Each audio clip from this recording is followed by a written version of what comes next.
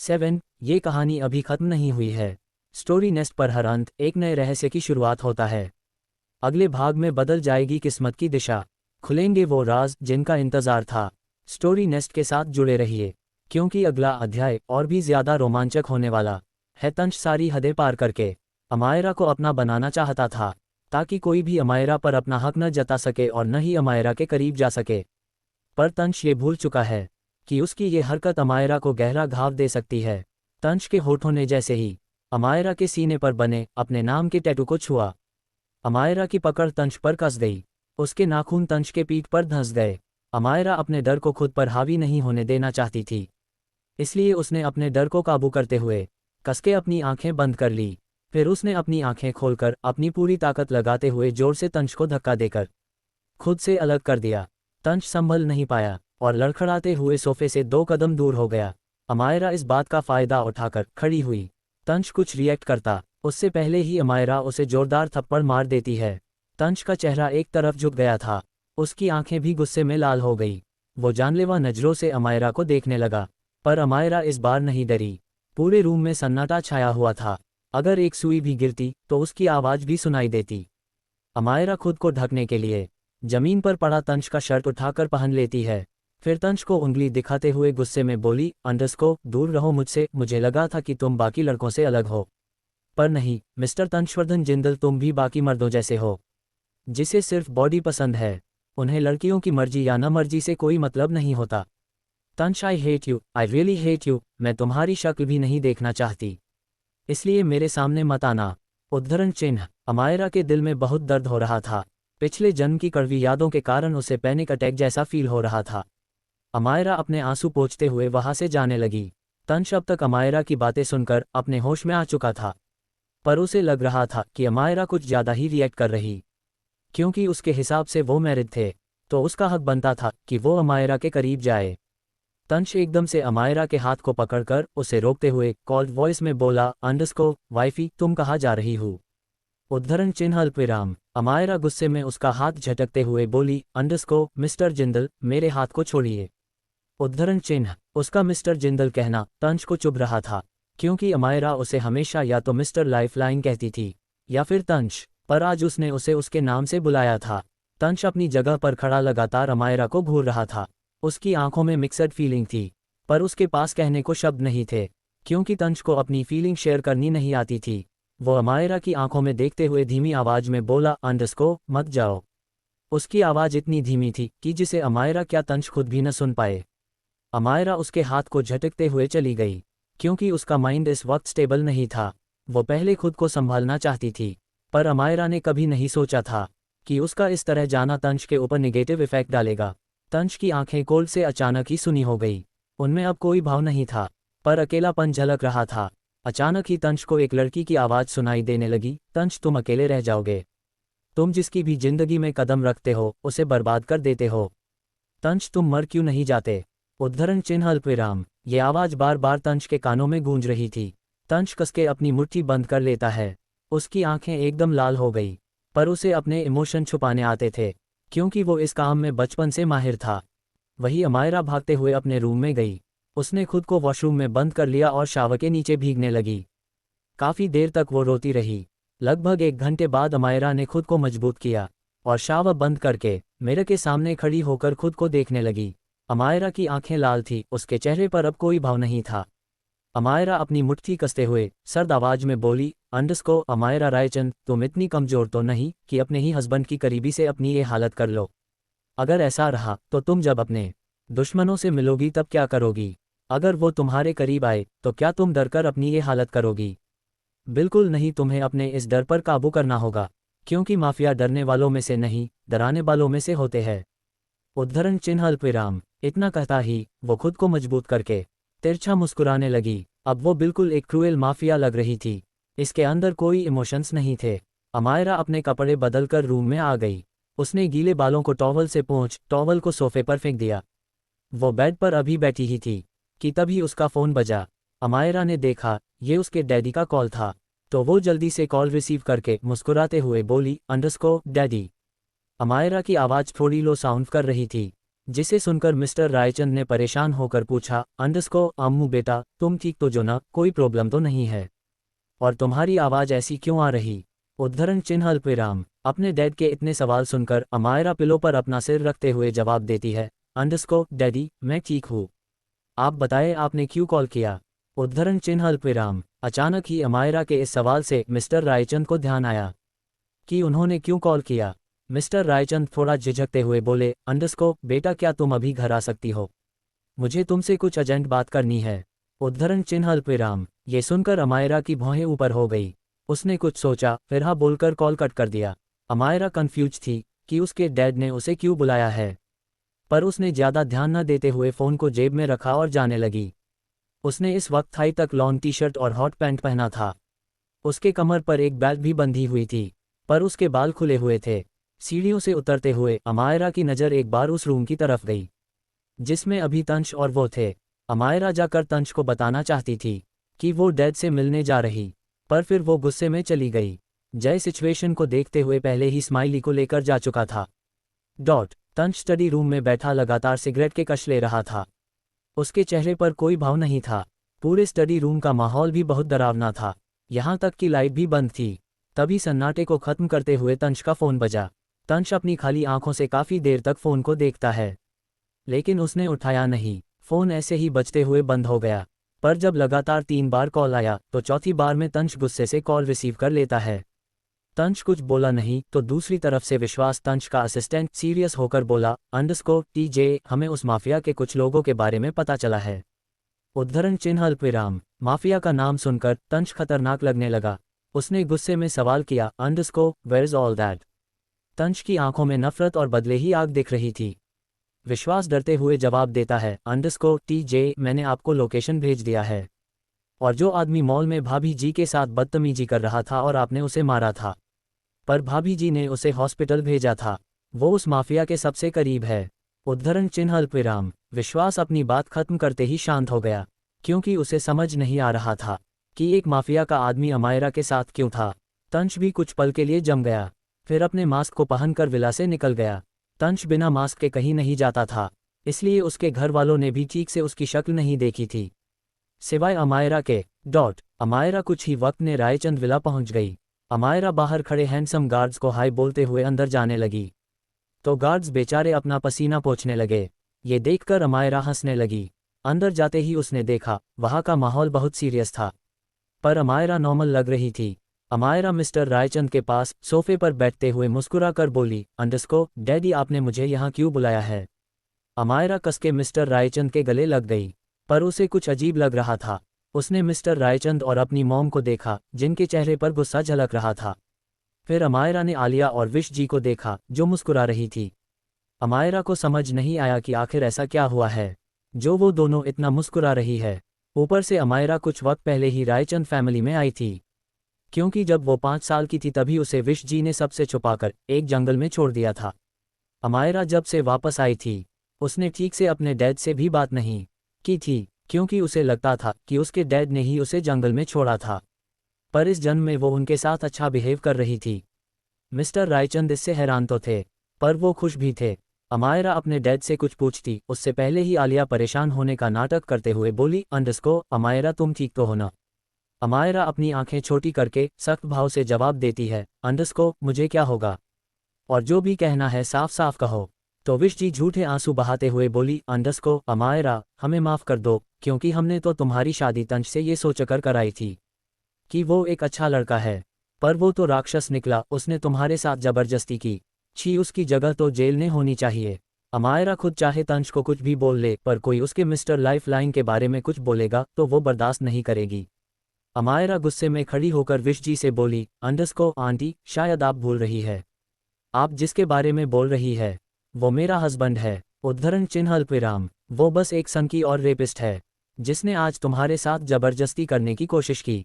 अमायरा, मैं चाहता हूँ तुम उसे छोड़ दो। मैं अब ऐसे इंसान के साथ तुम्हें बिल्कुल नहीं रहने दूंगा जो मेरी बेटी को हर्ट करे। मिस्टर रायचंद अमायरा को घूरते हुए गुस्से में बोले। वही अमायरा शौक हो गई। उसने हैरानी से अपने डैड को देखते हुए पूछा, डैड, आप ये क्या बोल रहे? मिस्टर रायचंद गुस्से में एक वीडियो अपने फ़ोन में चलाकर अमायरा के सामने कर देते हैं। ये वीडियो कुछ देर पहले का ही है, जब तंश इनसिक्योर होकर अमायरा के साथ जबरदस्ती करने की कोशिश कर रहा था। अमायरा पहले शौक थी, मगर फिर गुस्से से आलिया विश जी को देखने लगी।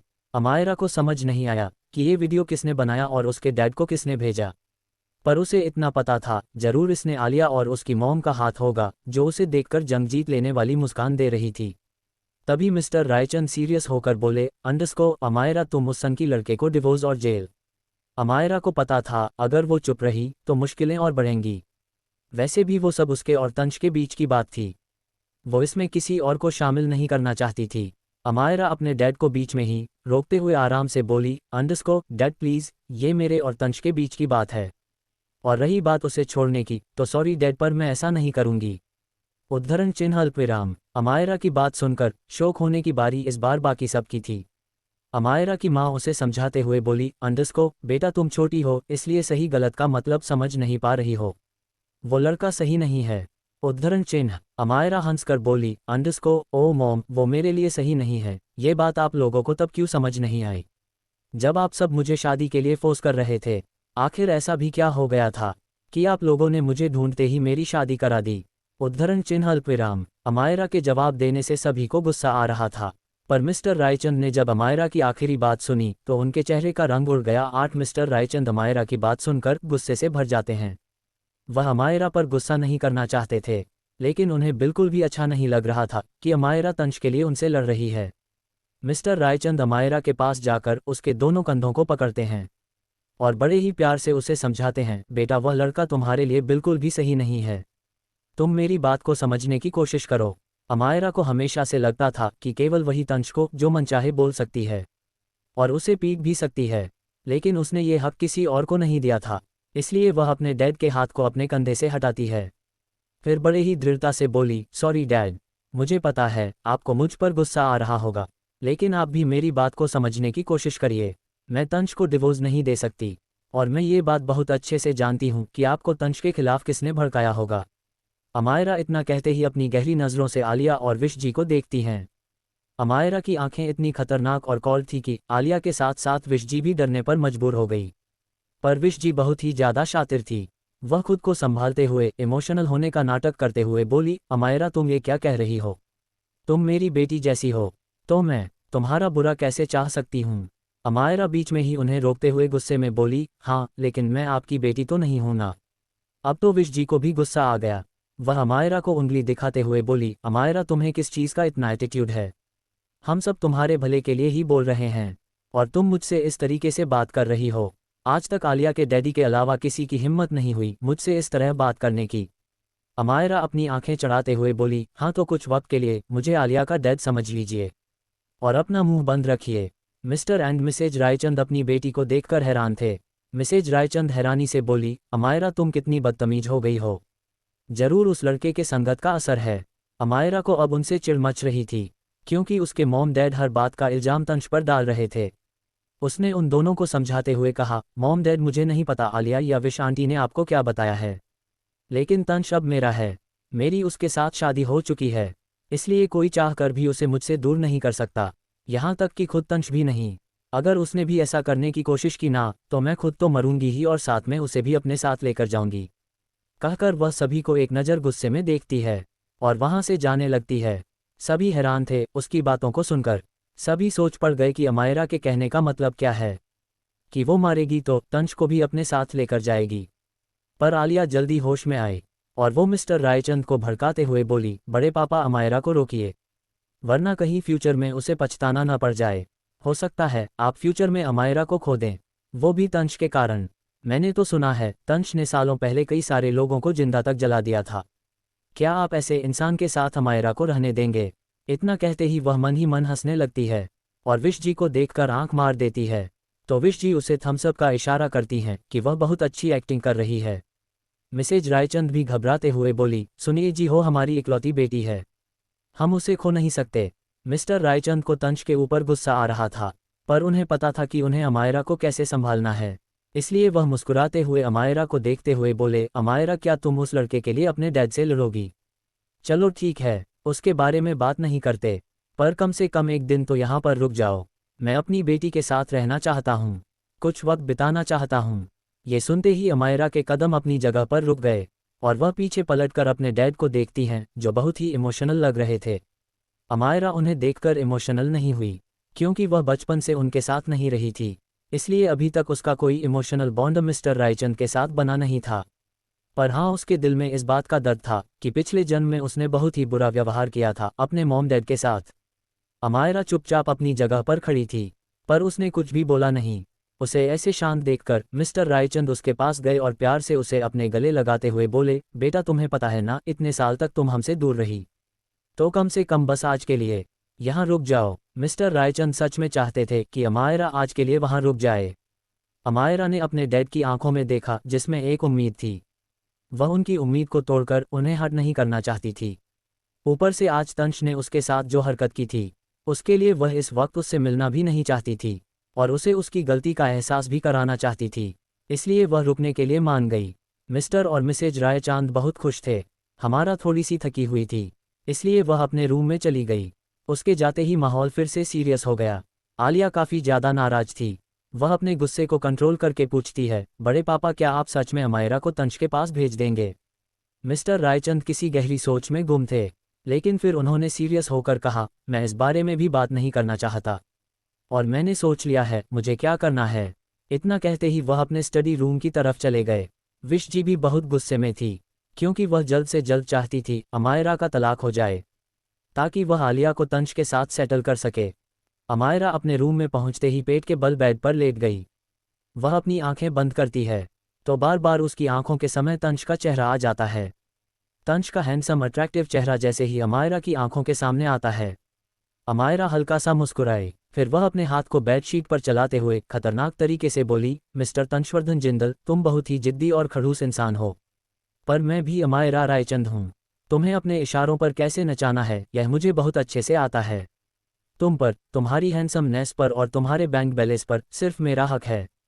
बैंक बैलेंस से याद आया, तुम्हारे सारे कार्ड तो मेरे पास है।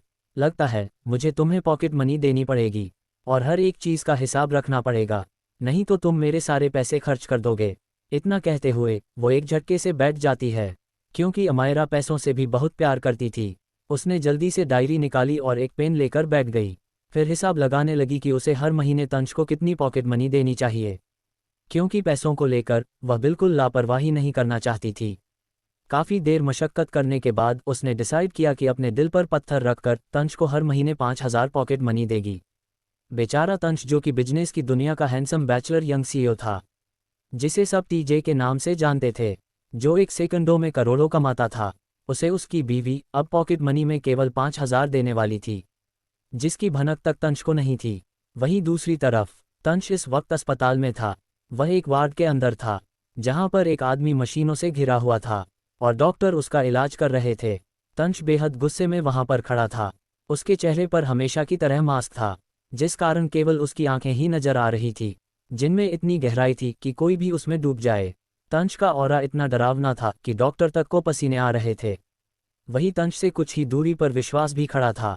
विश्वास ने घबराते हुए तंश से कहा, प्रेसिडेंट, मुझे लगता है ये हमें कुछ भी नहीं बताने वाला हमें। तंश बीच में ही उसे गुस्से से घूरते हुए कोल्ड वॉइस में बोला, शट अप। फिर तंश डॉक्टर को दूर करते हुए बेड पर लेटे घायल आदमी को गुस्से में घूरते हुए डरावने तरीके से पूछता है, वेयर इज दैट माफिया? उसकी कठोर आवाज़ सुनकर वह घायल आदमी डर से कांपने लगा, पर उसने कस के अपने होठों को दबाया हुआ था, जैसे कुछ बोलना ही ना चाहता हो। फिर तंश अचानक ही खतरनाक तरीके से मुस्कुराया। उसकी मुस्कान इतनी खतरनाक थी कि विश्वास तो 2 कदम पीछे हो गया। उसने अपने माथे पर आए पसीने को पोंछते हुए मन में कहा, विश्वास, किस मनहूस घड़ी में तुम प्रेसिडेंट के असिस्टेंट बने थे? अरे बचपन के दोस्त थे तो क्या हुआ, असिस्टेंट बनने की क्या ज़रूरत थी? मैंने तो अभी तक अपना हेल्थ इंश्योरेंस भी नहीं कराया, क्योंकि इस आदमी के खतरनाक रूप को देखकर कब तुम्हारी मौत हो जाए पता भी नहीं चलेगा। तंश उस घायल आदमी के माथे पर बंदूक को फिराते हुए तिरछा मुस्कुराकर सर्द आवाज में बोला, let me change my question. Now tell me, what were you doing near my wifey? Do you know her? Amayra के बारे में सुनकर वह घायल आदमी तंश को ऐसे देखने लगा जैसे वह उसे सब बता देगा। उस आदमी ने अपने मन में कहा, अगर मैं मरूंगा भी तो अमायरा तुम्हारी जिंदगी बर्बाद करके मैं तुम्हारे हस्बैंड को बता दूंगा कि तुम ही माफिया हो, जिससे वो बहुत ही ज़्यादा नफरत करता है। तुमने मेरे प्रपोजल को ठुकराया था ना, अब तुम भी कभी खुश नहीं रहोगी। इतना कहते ही वो आदमी अपना मुंह खोलने ही वाला था कि अचानक खिड़की से गोली चली और वह गोली उस आदमी के सर को चीरती हुई दूसरी तरफ चली गई। वह आदमी अब मर चुका था। तंश ये जानने के लिए बेताब था कि अमायरा का इस आदमी से क्या लेना देना है, मगर जैसे ही उसने देखा उस आदमी को किसी ने गोली मार दी तो वह किसी दानव की तरह जोर से चीखा, विश्वास। विश्वास समझ गया कि तंश क्या कहना चाहता है। वह और गार्ड्स जल्दी से उस आदमी को ढूंढने लगे जिसने उस आदमी के सिर में गोली मारा था। वही केवल खिड़की से ही सटकर खड़ा था और उसी ने गोली मारा था। वह जल्दी से पाइप के सहारे उतरकर अस्पताल के दूसरी साइड भागने लगा। उसने अपना गेटअप बदला हुआ था। वह जल्दी से भागते हुए एक पब्लिक वॉशरूम में घुस गया। उसने अपनी गन को रखा और अमायरा को कॉल लगा दिया। दूसरी तरफ अमायरा कुछ सोच रही थी, पर उसने जैसे ही केवल का कॉल आते देखा तो जल्दी से रिसीव कर लिया। अमायरा कुछ कहती उससे पहले ही केवल घबराते हुए बोला, अमायरा जीजा जी कुछ ज़्यादा ही बेताब है माफिया के बारे में जानने के लिए। अच्छा हुआ मैं हॉस्पिटल उस घटिया सूरज से मिलने आया था। मैंने सही वक्त पर उसे मार दिया, वरना वह तुम्हारी पोल खोल देता। वो जीजा जी को बताने वाला था कि तुम ही माफिया हो। अमायरा दूसरी तरफ से जैसे ही यह सुनती है शॉक हो जाती है। उसकी पकड़ फोन पर कस गई। उसकी धड़कनें भी तेज होने लगी। अमायरा अपने गुस्से को कंट्रोल करते हुए बोली, तुमने काफ़ी अच्छा काम किया है। मैंने तो उसे अस्पताल भेजकर उसे एक मौका दिया था, पर वह मुझसे धोखाबाजी करने पर उतारू हो गया। जहां तक मैं तंश को जानती हूं, उसने अपने सीक्रेट गार्ड को भी आसपास के एरिया में लगा दिया होगा। इसीलिए बचकर रहना। केवल मुंह बनाकर बोला, अमायरा तुमने कैसा जीजा ढूंढा है जो मेरे ही जान के दुश्मन बने पड़े हैं। पिछली बार तो लगभग मुझे कैद ही कर लिया था, अगर इस बार पकड़ लिया तो जान से मार देंगे। अमायरा अपनी आंखें छोटी करके गुस्से में बोली, खबरदार अगर मेरे हस्बैंड के बारे में कुछ बोला तो। वह बहुत ही अच्छा है समझे। केवल उसका मजाक उड़ाते हुए बोला, हाँ उसने अपने सारे कार्ड तुम्हें जो दे रखे हैं। अमायरा गुस्से में शट अप बोलकर कॉल कट कर देती है। फिर खिड़की के पास जाकर मुस्कुराने लगी। सूरज के मरने से वो खुद थी, इसलिए वह सिटी बजाते हुए वॉशरूम के अंदर जाते हुए बोली, सूरज तुम्हारी तो मौत होने ही थी। पिछले जन्म में भी तुमने मुझे धोखा दिया था। मैंने सोचा था एक मिशन के दौरान तुम्हारी जान मैं अपने हाथों से लूंगी, ताकि सबको बोलू सकूं कि दुश्मनों ने तुम्हें मारा है, पर यह नेक काम तो मेरे प्यारे मिस्टर लाइफलाइन ने कर दिया। अमायरा वॉशरूम में चली गई। उसे सूरज के मरने का कोई गम नहीं था। वही तंश के हाथ कुछ भी नहीं लगा, इसलिए वह बहुत ही ज़्यादा गुस्से में था। वह अपनी कार को फास्ट ड्राइव करते हुए सबसे पहले अपने ऑफिस गया, जिसका नाम था टीजे इंटरनेशनल कंपनी। आज तंश ने गुस्से में कई लोगों को निकाला था। ऑफिस में उसका खौफ छाया हुआ था। वहीं दूसरी तरफ जिंदल हाउस में जय को तंश ने उस माफिया को ढूंढने का काम दिया था, इसलिए जय अपने रूम में सीरियस होकर काम कर रहा था। स्माइली बहुत ज़्यादा उदास थी। वह मिसेज जिंदल के रूम में जाकर उदास होकर बोली, दादी इस स्माइली को मम्मा नंबर 4 मिलना है। सच स्माइली ने देखा था डैडी नंबर 4 मम्मा नंबर 4 को जबरदस्ती लेकर जा रहे थे। पल में उनकी शक्ल नहीं देख पाए।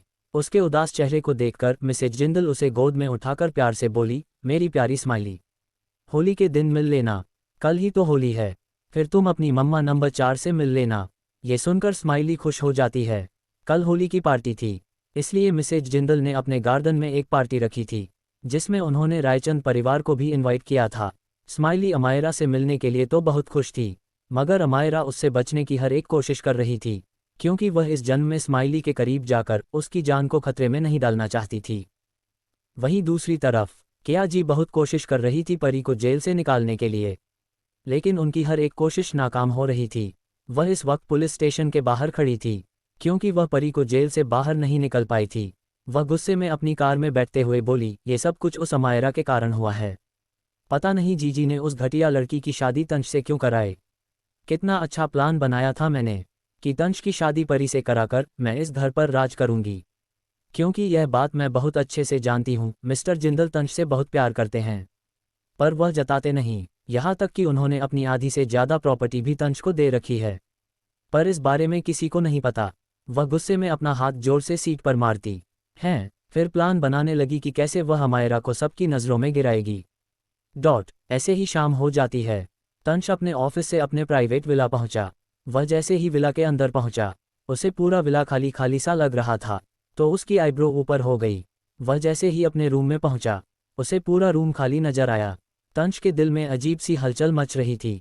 उसे इस रूम की खामोशी काटने को दौड़ रही थी, वरना जब भी वह आता था तो अमायरा अक्सर उससे चिपक जाती थी आकर। लेकिन आज ऐसा कुछ भी नहीं हुआ था। तंश वॉशरूम के डोर को नोक करते हुए कॉल्ड वॉइस में अमायरा को आवाज लगाता है, wifey, are you in the washroom? पर तंश को अंदर से कोई भी जवाब नहीं मिलता। काफी देर बाद भी जब उसे कोई जवाब नहीं मिला तो तंश वॉशरूम के अंदर चला गया। पूरा वॉशरूम खाली था। ये देखकर उसकी मुट्ठी अपने आप ही बंद हो गई। उसकी आंखें जो अभी तक शांति थी, वह काफी सनकी, गहरी और डरावनी होने लगी। तंश में एक बहुत ही अच्छी खूबी थी कि वह अपनी आंखों से ही किसी को भी डराने की हिम्मत करता था। तंश वॉशरूम से निकलकर नीचे आ जाता है। जब से अमायरा उसके पास रहने आई थी, तब तंश ने उसका ध्यान रखने के लिए एक फीमेल मेड को रखा था। उसने कभी भी किसी नौकर से मतलब नहीं रखा। लेकिन आज जब तंश एकदम से उस फीमेल मेड के सामने खड़ा हुआ तो बेचारी डर से कांप गई। उसने डरते हुए पूछा, सर क्या आपको कुछ चाहिए? तंश उसे गुस्से में घूरते हुए गहरी आवाज में सवाल करता है, वेयर इज माई वाइफी? वो मेड थोड़ी घबराई हुई थी। उसने अमायरा को जाते हुए देखा था, पर बताने से डर रही थी। वो अपने होठों को चबाती है, फिर डरते हुए जवाब देती है, सर वह तो चली गई और अभी तक वापस नहीं आई है। जैसे ही तंश ने ये सुना, उसकी आंखें सुर्ख लाल हो गई। उसने साइड में रखा फ्लावर वॉस इतनी जोर से हाथ मार कर तोड़ा, जिसकी आवाज बाहर तक गूंज उठी और गार्ड तक डर से कांप गए। तंश अपना फोन निकालकर अमायरा को कॉल लगाता है, लेकिन अमायरा उसका कॉल रिसीव नहीं कर रही थी, क्योंकि वह इस वक्त गार्डन में थी। ठीक उसी वक्त मिस्टर रायचंद किसी काम से अमायरा से मिलने आए थे। उन्होंने जब अमायरा का फोन बजते देखा तो उसे उठा लिया। उन्होंने स्क्रीन पर देखा तो स्क्रीन पर माय लीगल प्रॉपर्टी नाम से हो रहा था। ये नाम देखकर मिस्टर रायचंद कंफ्यूज हो गए। उन्होंने जैसे ही कॉल रिसीव किया तो दूसरी तरफ से तंश की गुस्से भरी आवाज सुनाई दी, वाइफी। मिस्टर रायचंद समझ गए कि यह तंश है, इसलिए वह गुस्से में कॉल कट कर देते हैं और अमायरा के फ़ोन को अपने पास ही रख लेते हैं। वही तंश ने जैसे देखा कि अमायरा ने उसके कॉल को कट कर दिया है, तो वो गुस्से में उसकी लोकेशन का पता करता है, फिर रायचंद विला के लिए निकल जाता है। कुछ ही देर में तंश रायचंद विला पहुंच गया, पर इस वक्त अमायरा हेडफोन्स लगाकर अपने रूम में गाना सुन रही थी। तंश को अंदर जाने से मिस्टर रायचंद ने बाहर ही रोक लिया था। तंश एक्सप्रेशन लेस भाव से मिस्टर रायचंद को घूर रहा था, पर वह बोला कुछ नहीं, क्योंकि उसे लोगों से बात करना पसंद नहीं था। मिस्टर रायचंद गुस्से से तंश को देख रहे थे। उन्होंने तंश को घूरते हुए हल्की मुस्कुराहट के साथ कहा, तुम अंदर नहीं जा सकते, क्योंकि मेरी बेटी तुमसे मिलना नहीं चाहती। तुमने उसके साथ जबरदस्ती करने की कोशिश की, इसलिए वह अब तुमसे सारे रिश्ते तोड़ना चाहती है। यहाँ तक कि उसने डाइवोर्स पेपर्स भी बनवा लिया है, पर वह चाहती है पहले तुम साइन करो। इतना कहते ही वह अपने हाथ में पकड़े डाइवोर्स पेपर्स को तंश के सामने कर देते हैं, पर तंश ने डाइवोर्स पेपर को हाथ तक नहीं लगाया। वो बस कॉल्ड फेस के साथ मिस्टर रायचंद को देख रहा था, जैसे जानने की कोशिश कर रहा हो कि क्या वो सच बोल रहे हैं।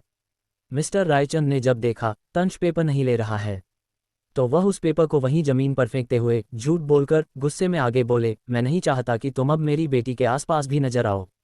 वह तुम्हारा चेहरा भी नहीं देखना चाहती। अमायरा ने कहा है कि तुमसे शादी करना उसकी एक गलती थी। वह तुम्हारे जैसे सनकी, पागल और खूनी आदमी के साथ नहीं रहना चाहती। उसे डर है कि तुम बाकियों की तरह उसे भी जान से मार दोगे। अपनी बात खत्म करते ही मिस्टर रायचंद विला के अंदर चले गए, पर उनके हर शब्द झूठ से भरे थे। वही तंश गुस्से में अपनी जगह पर खड़ा था, लेकिन तंश एक जिद्दी आदमी था, ये बात किसी से छिपी नहीं थी। तंश अपनी जगह से बिल्कुल नहीं हिला। उसके कानों में मिस्टर रायचंद की आवाज़ और अमायरा की आवाज़ ही गूंज रही थी कि अमायरा उसका चेहरा तक नहीं देखना चाहती। इसलिए तंश विला के अंदर नहीं गया, वरना उसे अंदर जाने से कोई रोक भी नहीं सकता था। तंश एक्सप्रेशन लेस भाव से विला के बाहर एक पेड़ के पास खड़ा था, जहां से अमायरा के रूम की खिड़की साफ नजर आ रही थी, जो कि इस वक्त बंद थी। तंश आर्मी में था, इसलिए उसकी पर्सनैलिटी अलग ही दिखती थी। वह एकदम स्ट्रेट अपनी जगह पर खड़ा था। उसकी नज़रें सिर्फ अमायरा के रूम की तरफ थी, पर उसकी नज़रें जितनी कोल्ड थी उतनी डरावनी भी। उसकी आंखों की गहराइयों में एक उदासी और खालीपन भी था। देखते ही देखते रात गहरी होती चली गई। अब तो चांद भी नजर आने लगा था और तारे भी टिमटिमा रहे थे, मगर तंश अपनी जगह से नहीं हिला। विला के अंदर अमायरा को बिल्कुल भी अंदाजा नहीं था कि तंश विला के बाहर खड़ा है और उससे मिलने आया है। दिन के बाद वह जैसे ही अपने रूम की तरफ जाने लगी, तो मिस्टर रायचंद घबराते हुए एकदम से बोले, अमायरा अपने रूम की खिड़की की तरफ मत जाना। वह उधर गमले में हमने कुछ दवाएं डलवाई थी जो डेंजरस हो सकती है। अमायरा ने ज्यादा नहीं सोचा, हाँ बोलकर वह चली गई। आलिया और विश जी को भी पता था कि तंश बाहर है, पर वह चाहती थी तंश अमायरा से नफरत करने लगे, इसीलिए उन्होंने भी अमायरा को कुछ नहीं बताया और चुपचाप अपने रूम में चली गई।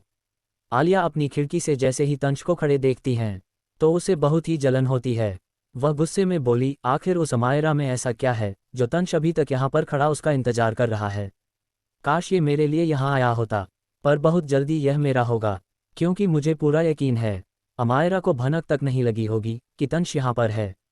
जब अमायरा तंश से मिलने ही नहीं आएगी तो तंश जरूर उससे नफरत करने लगेगा। इस बात का फ़ायदा मैं उठाऊंगी, वरना होली के लिए तो मेरे पास एक एक्स्ट्रा प्लान है ही अमायरा को रास्ते से हटाने के लिए। कहते ही वह वही खिड़की के पास खड़ी होकर तंश को ऊपर से नीचे तक देखने लगती है। तंश की पर्सनैलिटी उसे बहुत अट्रैक्ट कर रही थी। वही रूम में अमायरा पेट के बल लेटी हुई थी। वह बार बार अपने फ़ोन को देख रही थी। उसने मुंह बनाकर कहा, यह आदमी कितना ज़्यादा गुस्सैल है, देखो तो ज़रा, गलती भी खुद की है और मुझे कॉल भी नहीं किया कि एक बार मना सके। इतना कहते ही वह अपने फ़ोन को उठा लेती है जो मिस्टर रायचंद ने बाद में उसे लौटा दिया था। उसने हिस्ट्री चेक की तो ना तो उसमें तंश की कोई कॉल थी और ना ही कोई मैसेज, क्योंकि मिस्टर रायचंद ने सब डिलीट करिए तंश का नंबर ही ब्लॉक लिस्ट में डाल दिया था। अमायरा फ़ोन को देखते देखते ऐसे ही सो गई। अगली सुबह मिस्टर रायचंद जल्दी उठते थे तो आज भी जल्दी उठ गए। उन्हें सुबह सुबह अपने पेड़ों के साथ वक्त बिताना पसंद है, इसलिए वो गार्डन में आ गए। मगर सबसे पहले उनकी नज़र बाहर के पेड़ के पास गई जहाँ पर तंश खड़ा था। वो उसे अभी भी यहाँ देखकर हैरान थे। अचानक ही उनके मुंह से निकला, अंडरस्को क्या पागल लड़का है। नौ अमायरा तैयार होकर वॉशरूम से निकली तो उसकी नज़र सबसे पहले अपने फ़ोन पर गई जो बेड पर रखा था। अमायरा फ़ोन को देखकर अपने होठों को चबाती है, फिर जल्दी से बेड से फ़ोन को उठाकर स्क्रीन को देखने लगी। उसे उम्मीद थी कि तंश ने उसे कॉल किया होगा, पर अमायरा जैसे ही कॉल लिस्ट को चेक करती है उसका चेहरा मायूस हो जाता है, क्योंकि उसमें एक भी तंश की कॉल नहीं थी और ना ही उसने उसे कोई मैसेज किया था। अमायरा गुस्से में फ़ोन को बेड पर रखते हुए मुंह बनाकर बोली, अंडरस्को कितना घमंड भरा पड़ा है उसमें, एक सॉरी तक नहीं बोल सकता मुझे। हुआ उद्धरण चिन्ह अल्पविराम। अमायरा तंश के बारे में सोचते हुए ही अपने गीले बालों को पोंछती है। उसके बाद खुद को मिरर में देखती है। उसने आज अनारकली सूट पहना था, उसके हाथ में छुड़ा था, मांग में सिंदूर और गले में तंश के नाम का मंगलसूत्र। अमायरा बिल्कुल एक सुहागन की तरह लग रही थी। वो दो कारणों से ऐसे सजी थी। एक कारण था कि आज होली थी और दूसरा कारण था कि वो आलिया को और भी ज़्यादा जलाना चाहती थी।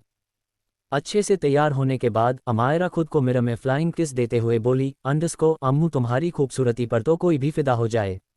फिर मिस्टर लाइफलाइन क्या चीज़ है, पर लगता है अभी उसे तुमसे प्यार नहीं हुआ, पर कोई बात नहीं, मैं उसे अपनी खूबसूरती में फंसा लूंगी। उद्धरण चिन्ह अल्पविराम। तंश के बारे में सोचते हुए अमायरा अपने फ़ोन को उठाती है और गाना गाते हुए जाने लगती है, अंडरस्को पागल तुझे मैं कर दूंगी, एक दिन प्यार में, एक दिन प्यार में। उद्धरण चिन्ह अल्पविराम। अमायरा वैसे ही गाना गाते हुए डाइनिंग टेबल पर पहुंची।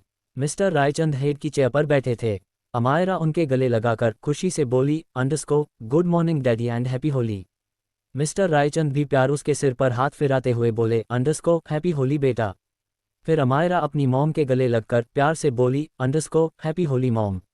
मिसेज रायचंद ने भी प्यार से उसके बालों पर हाथ फेरा। अमायरा आलिया और विश जी को पूरी तरीके से इग्नोर करके डाइनिंग टेबल पर बैठ गई। मिस्टर एड मिसेज रायचंद बहुत खुश थे, मगर अमायरा को सुहागन की तरह तैयार देखकर दोनों ही टेंशन में आ गए। उन्होंने एक दूसरे को देखा, फिर मिसेज रायचंद ने थोड़ा हिचकिचाते हुए कहा, अंडरस्को अमायरा बेटा तुम ऐसे क्यों तैयार हुई हो। उद्धरण चिन्ह अल्पविराम। अमायरा जो जूस पी रही थी, उसने जैसे ही अपनी माँ की बात सुनी तो अचानक उसकी आंखों के सामने तंश का हैंडसम और पजेसिवनेस से भरा चेहरा आ गया। उसे अच्छे से याद था, पिछले जन्म में तंश ने उससे कहा था कि उसे उसके मांग में सिंदूर और मंगलसूत्र बहुत पसंद है। ये सोचते हुए ही उसने मुस्कुराकर जवाब दिया, अंडरस्को मॉम मेरी शादी हो चुकी है, तो क्या ये नॉर्मल नहीं है। उद्धरण चिन्ह अल्पविराम। इतना कहते ही वो फिर से जूस पीने लगी। अमायरा ने पिछले जन्म में तंश की खुशी के लिए कभी भी कुछ नहीं किया था। उसने ना तो मंगलसूत्र पहना हो और ना ही सिंदूर। उसने तो तंश से ये तक कह दिया था कि अगर वो चाहता है कि अमायरा अपने मांग में सिंदूर भरे तो तंश को रोज अपने खून से उसकी मांग भरनी होगी। तंश ने उस वक्त उसे जवाब नहीं दिया था, पर वो वक्त निकालकर रोज अपने खून से ही उसकी मांग भरता था। ये याद आते ही अमायरा के दिल में तंश के लिए और फीलिंग डेवलप होने लगी। उसका दिल कांप गया कि वो पिछले जन्म में इतनी क्रूर कैसे हो सकती थी।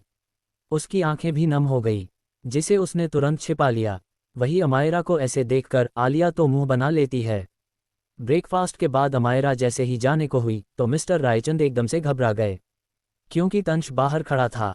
मिस्टर रायचंद नहीं चाहते थे कि अमायरा उसे देखें, इसलिए वो जल्दी से अमायरा को रोकते हुए बोले, अमायरा तुम कहाँ जा रही हो? अमायरा पीछे मुड़ी, फिर अपनी आईब्रो ऊपर करके अपने डैड को देखने लगी, जिनकी हरकत उसे थोड़ी अजीब लग रही थी। मगर फिर वो जवाब देती है, डैडी मैं वापस जा रही हूँ। उद्धरण चिन्ह अल्पविराम। ये सुनकर आलिया भी घबरा गई। उसने मन में कहा, नहीं नहीं, अगर अमायरा ने तंश को देख लिया तो दिक्कत हो जाएगी, फिर मेरा प्लेन कभी भी सक्सेसफुल नहीं होगा, मुझे दोनों को दूर रखना ही होगा। उद्धरण चिन्ह अल्पविराम। ये सोचते ही वो एकदम से मिस्टर रायचंद का हाथ पकड़कर बोली, बड़े पापा आपने कहा था कि आज जिंदल हाउस में पार्टी है और हमें इनवाइट किया गया है, क्यों ना अमायरा हमारे साथ ही पार्टी में चले? वैसे भी शाम को ही तो पार्टी है, अभी तो सुबह के 8 बजे रहे। उद्धरण चिन्ह अल्पविराम। मिस्टर रायचंद भी उसकी बात सुनकर खुश थे। उन्होंने जल्दी से अमायरा से रिक्वेस्ट की, बेटा बस कुछ देर की ही तो बात है, हम सब साथ में पार्टी में चलते हैं, तब तुम अपने उस बिगवेल पति से मिल लेना और ना मत कहना वरना तुम्हारे डैडी को बुरा लग जाएगा। उद्धरण चिन्ह अल्पविराम। इतना कहते ही मिस्टर रायचंद उम्मीद से अमायरा को देखते हैं। अमायरा को शक हो रहा था, क्योंकि यूं इस तरह उसे रुकना उसे थोड़ा अजीब लगा। अमायरा को इतना सोचते हुए देखकर मिसेज रायचंद थोड़ा इमोशनल होकर बोली, अमायरा हम मानते हैं तुम्हारी शादी हो गई, पर क्या तुम अब अपने परिवार को भूल जाओगी? बस कुछ ही देर की तो बात है। उद्धरण चिन्ह अल्पविराम। इतना फोर्स करने पर अमायरा अपनी आंखें चढ़ाते हुए बोली, ओहो माताश्री, कितना इमोशनल ड्रामा करती है आप। ठीक है, मैं रुकने मको तैयार हूँ, पर मैं एक बार मिस्टर लाइफलाइन को कॉल कर देती हूँ, क्योंकि सासू मॉम ने कहा था मैं उसे अपने साथ लेकर आऊँ। उद्धरण चिन्ह अल्पविराम। अमायरा जैसे ही कॉल लगाने को हुई कि मिस्टर रायचंद एकदम से उसके हाथ से फ़ोन छीनते हुए बोले, अमायरा, क्या तुम उस लड़के के बिना एक पल भी नहीं रह सकती? अभी तुम हमारे साथ हो तो हमसे बातें करो, पर ऐसा लग रहा है सच में तुमने हमें पराया कर दिया। उद्धरण चिन्ह अल्पविराम। हमारा उनके इस तरह फ़ोन छीन लेने से थोड़ी गुस्से में आ गई थी, क्योंकि उसे पसंद नहीं कोई उसके फ़ोन को हाथ लगाए, मगर सामने उसके डैड थे, इसलिए वह अपने गुस्से को शांत करती है। फिर एक लंबी सांस लेकर सीरियस होकर बोली है, dad he is my husband, मैं उसे कुछ भी बोलूं चलता है, क्योंकि मैं उसकी वाइफ हूँ, बट मैं नहीं चाहती कोई और उसे कुछ कहे। प्लीज़ ये बात आप सभी ध्यान में रखिए और खासकर आलिया तुम, क्योंकि यह हर बार तुम मेरे मिस्टर लाइफलाइन से चिपकने की कोशिश करती है। उद्धरण चिन्ह। आलिया एकदम से सकपकाते हुए बोली, अमायरा तुम ये क्या कह रही हो? मैं तुम्हारी बहन हूँ, मैं तुमसे बहुत प्यार करती हूँ और तंश मेरे जीजू है, मैं उससे चिपकने की कोशिश? छी। अमायरा अपनी आंखें छोटी करके कॉल्ड वॉइस में बोली, और इसी जीजू के पीछे तुम इतनी पागल हो कि तुमने मुझे किडनैप तक कराने की कोशिश की। उद्धरण चिन्ह अल्पविराम। अपना सच बाहर आते देख आलिया कुछ ज्यादा ही घबरा गई। उसने अपने माथे पर आए पसीने को पोंछा, फिर हकलाते हुए बोली, तुम मुझ पर झूठा इल्जाम क्यों लगा रही हो? मैंने तुम्हें कब किडनैप कराया? मैं तुमसे बहुत प्यार करती हूँ, कहकर वो अमायरा के हाथ को पकड़ लेती है। अमायरा उसके हाथ को झटकते हुए हंसकर बोली, ओ रियली, मैंने सुना था तुमने उन गुंडे से कहा कि वह मेरे चेहरे पर तेजाब फेंक दे। वह तो अच्छा हुआ मैं सही टाइम पर भाग गई। उद्धरण चिन्ह अल्पविराम। मिस्टर एंड मिसेज रायचंद को इन सब के बारे में कुछ भी नहीं पता था, वह बस हैरानी से अपनी बेटी को देख रहे थे। मिस्टर रायचंद की नज़रों में आलिया की इमेज हमेशा से अच्छी थी, इसलिए वह उसका बचाव करते हुए बोले, बेटा तुम्हें कोई गलतफहमी हुई होगी, आलिया ऐसा नहीं करेगी। उद्धरण चिन्ह अल्पविराम। आलिया भी उनके पीछे छुपते हुए घबरा कर बोली, बड़े पापा आप ही इसे समझाए, यह क्या बोले जा रही है? मुझे तो लगता है तंश ने इसे मेरे खिलाफ भड़काया होगा। उद्धरण चिन्ह अल्पविराम। फिर से तंश का नाम बीच में आ चुका था, इसलिए अमायरा को बहुत गुस्सा आया। उसने देखा उसके मॉम डैड भी आलिया के पक्ष में लग रहे थे, इसलिए वो अचानक ही अपना एटीट्यूड चेंज कर लेती है। अमायरा आलिया के कंधे पर हाथ रखते हुए हंसकर बोली, आलिया डार्लिंग, तुम तो घबरा गई, मैंने तो बस ऐसे ही कहा था। वह क्या है ना, मैंने कल रात को एक सीरियल देखा था जिसमें एक लड़की ऐसे ही डायलॉग मार रही थी, इसलिए मैंने बस बोल दिया। मैं देखना चाहती थी मेरी एक्टिंग स्किल्स कितनी कमाल की है। क्या आप सबको लगता है कि मैं अच्छी एक्टिंग करती हूँ? उद्धरण चिन्ह अल्पविराम। इतना कहते ही वो बड़े ही गर्व के साथ मुस्कुराती है, फिर अपने रूम में चली जाती है। आलिया का तो दिल ही उसके मुंह में आ गया था, और यह अमायरा कह रही है कि वह बस एक्टिंग कर रही थी। बेचारी आलिया अपने माथे पर से पसीने को पोंछती है और वहां से चली जाती है। मिस्टर रायचंद को लगा सच में अमायरा एक्टिंग कर रही थी, इसलिए वो हंसने लगे। ऐसे ही धाम के 5 बज गए। तंश एक्सप्रेशन लेस भाव से वही खड़ा था। उसका चेहरा देखकर बिल्कुल नहीं लग रहा था कि वो थका हुआ है। वो कल से यहीं पर खड़ा था, पर उसका चेहरा अभी भी चमक रहा था। ऐसा इसलिए था क्योंकि वो आर्मी में रह चुका था। उसे हर एक चीज़ की ट्रेनिंग मिली थी। पर तंश का भी एक डर था जिसके बारे में किसी को नहीं पता। तंश गुस्से में अपने फ़ोन को देख रहा था, जिसे उसने ही गुस्से में तोड़ा था, क्योंकि अमायरा को कॉल नहीं लग रहा था। तंश की आंखों में इतना पागलपन था कि वो अमायरा को वापस पाने के लिए पूरी दुनिया को आग लगाने को तैयार था। विश्वास जो सुबह ही आया था, वो परेशान होकर बोला, टीजे हम यहाँ से चलते हैं, वरना मैं भाभी जी को बुलाया हूँ। पर आप तो मुझे वो भी करने नहीं दे रहे। उद्धरण चिन्ह अल्पविराम। तंश उसे गुस्से में घूरता है, जैसे वार्निंग दे रहा हो कि यहाँ से चले जाओ, वरना जान से मार दूंगा। उद्धरण चिन्ह। विश्वास को तंश की बहुत चिंता हो रही थी, पर तंश जाने की तैयार नहीं था और न अमायरा को बुलाने को तैयार था। थक हार कर विश्वास कुछ दूर जाके मिस्टर जिंदल को कॉल लगा देता है। मिस्टर जिंदल ने जैसे ही कॉल रिसीव किया, विश्वास घबराते हुए बोला, अंकल, प्रेसिडेंट कल से भाभी जी के घर के बाहर खड़े हैं, वो जाने को तैयार ही नहीं। प्लीज़ उन्हें कहिए वो ऐसा न करे, वरना उनकी हेल्थ खराब हो जाएगी। उद्धरण चिन्ह अल्पविराम। ये सुनकर मिस्टर जिंदल, जो स्टडी रूम की चेयर पर बैठे थे, उनके हाथ कांप गए। वो अगले ही पल कठोर आवाज में बोले, उसे फ़ोन दो, और क्या वो अपनी हालत भूल चुका है। विश्वास जल्दी से तंश को फ़ोन देता है, पर तंश गुस्से में फ़ोन फेंक कर तोड़ देता है। तभी उन दोनों ने देखा, रायचंद विला से 8 से 9 कार निकलकर बाहर जा रही थी। एक कार के अंदर अमायरा थी, पर अमायरा तंश को नहीं देख पाती, क्योंकि मिसेज रायचंद ने जानबूझकर कार में अपनी ईंट गिरा दी और उसे उठाने के लिए अमायरा नीचे झुकी हुई थी। लेकिन जैसे कैसे कार आगे बढ़ रही थी, अमायरा के दिल की धड़कनें बढ़ रही थी। अचानक ही उसे लगा तंश उसके आसपास है। वो उठकर खिड़की से बाहर देखने वाली थी, मगर मिस्टर रायचंद ऐसा नहीं करने देते। तो अमायरा चुपचाप बैठकर तंश को फिर से कॉल करती है, पर तंश का फ़ोन पहले से टूटा था, इसलिए उसका कॉल नहीं लगता। तो अमायरा परेशान हो जाती है। वही तंश अपनी मुट्ठी बंद करके गुस्से में कार को देख रहा था। उसे देखकर ऐसा लग रहा था कि अगर अमायरा खुद से उसके पास आकर उसे चलने को नहीं बोलेगी, तब तक वो अपनी जगह से हिलेगा भी नहीं। तंश का एक पैर तो सुन्न हो चुका था, उसे वो फील भी नहीं हो रहा था। शायद इसी बात का डर विश्वास और मिस्टर जिंदल को था। जाती हुई कार को देखकर अचानक तंश की आंखों के सामने एक सीन आया कि ऐसे ही एक कार उससे दूर जा रही थी, जिसमें से एक लड़की की आवाज़ आ रही थी, अपनी मनहूस शक्ल मुझे कभी भी मत दिखाना, तुम गिरे हुए और धोखेबाज इंसान हो जिसके साथ कोई नहीं रहना चाहेगा। उद्धरण चिन्ह अल्पविराम। और तंश खून से लथपथ जमीन पर पड़ा था, और उसके पैर से भी खून बह रहा था। वही अमायरा जैसे ही जिंदल विला पहुंची, वो सबसे पहले तंश को ढूंढने लगी। वो जितनी तेजी से अंदर गई थी, उससे दोगुनी रफ्तार से वो विला से बाहर निकली। इस वक्त उसने वाइट प्लाजो, क्रॉप टॉप और श्रग पहना था, जिसमें वो खूबसूरत लग रही थी, पर उसके खूबसूरत से चेहरे पर कोई भाव नहीं था। आंखें एकदम सख्त थी। किसी को कुछ समझ नहीं आया कि अमायरा भाग कर जा कहाँ रही है। तभी जय अपनी स्पोर्ट्स बाइक से वहां आया। वो जैसे ही बाइक से उतरा, अमायरा उसका हेलमेट छीनकर अपने लगाती है और स्पोर्ट बाइक स्टार्ट करके फुल स्पीड में वहां से निकल गई। जय बस खड़ा रह जाता है। किसी को समझ ही नहीं आया कि अभी यहाँ हुआ क्या है। अमायरा बहुत ही फास्ट बाइक को ड्राइव कर रही थी। उसकी बाइक इस वक्त हवा से बातें कर रही थी। आसपास सड़क पर जो भी उसे देखता तो वह हैरानी से अपना मुंह खोल लेता, क्योंकि अमायरा जिस तरीके से चला रही थी, ऐसा लग रहा था वह बहुत ही प्रोफेशनल हो।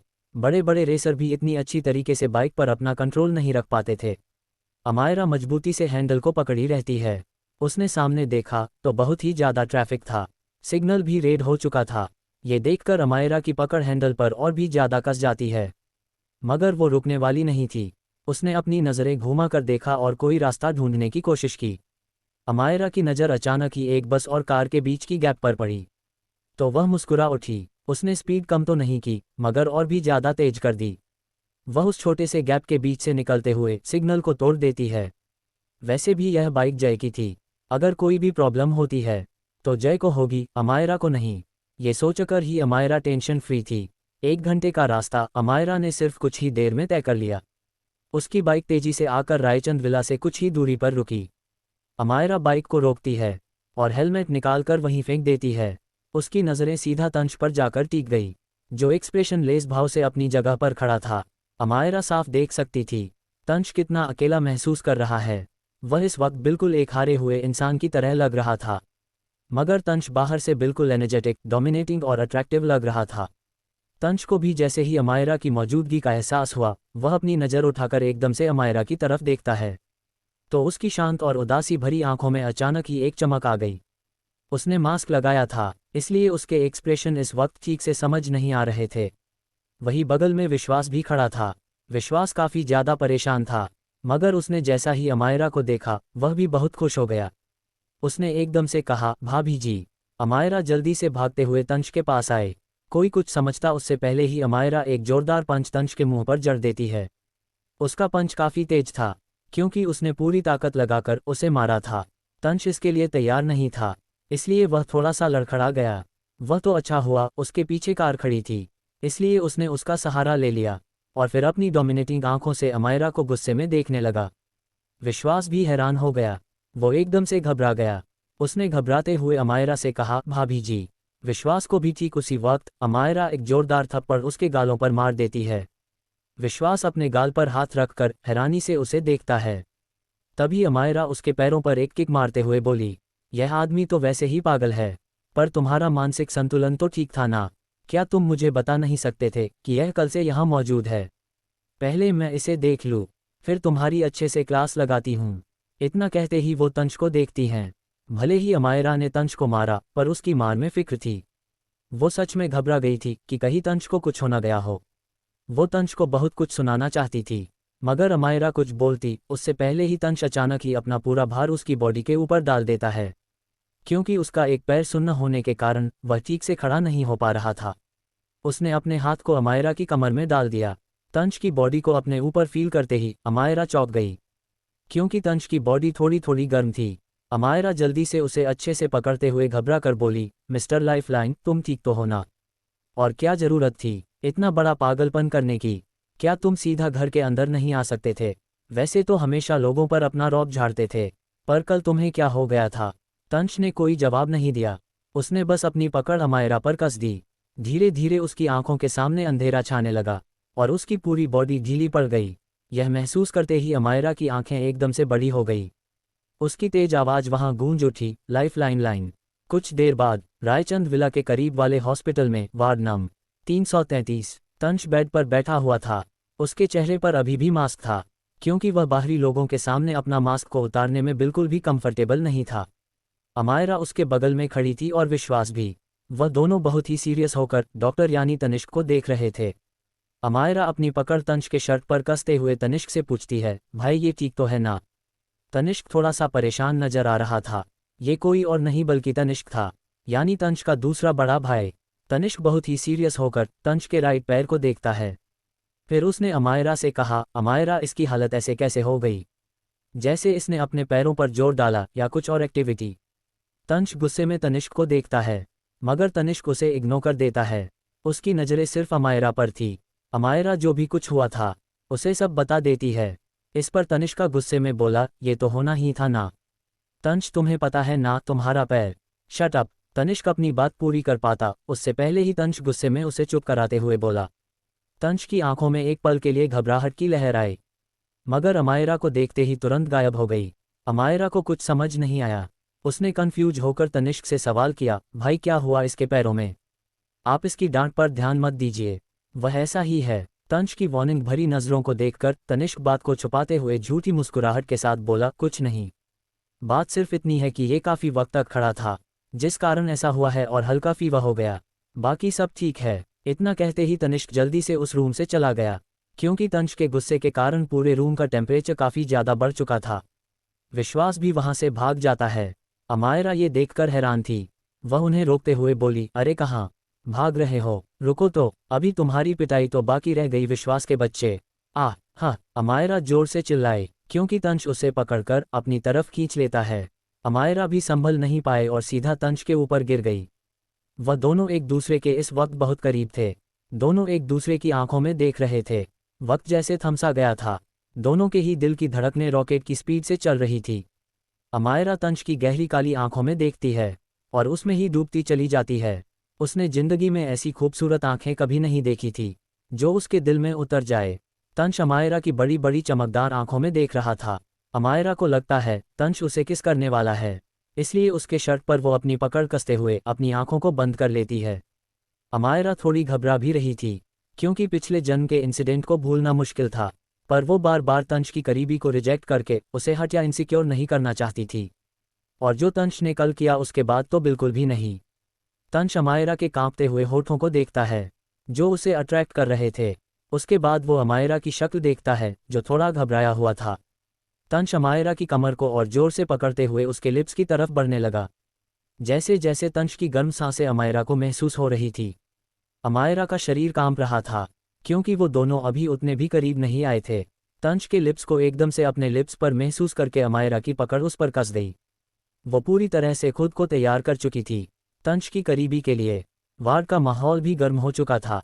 अमायरा खुद को अब रोक नहीं पाए। वो जैसे ही किस को बढ़ाने के लिए तंश के गालों को पकड़ती है, वैसे ही तंश उसके लिप्स को टच करते हुए अपने होठों को अमायरा के कान के पास ले जाकर मैग्नेटिक मगर कोल्ड वॉइस में बोला, do what ever you want but I will not divorce you.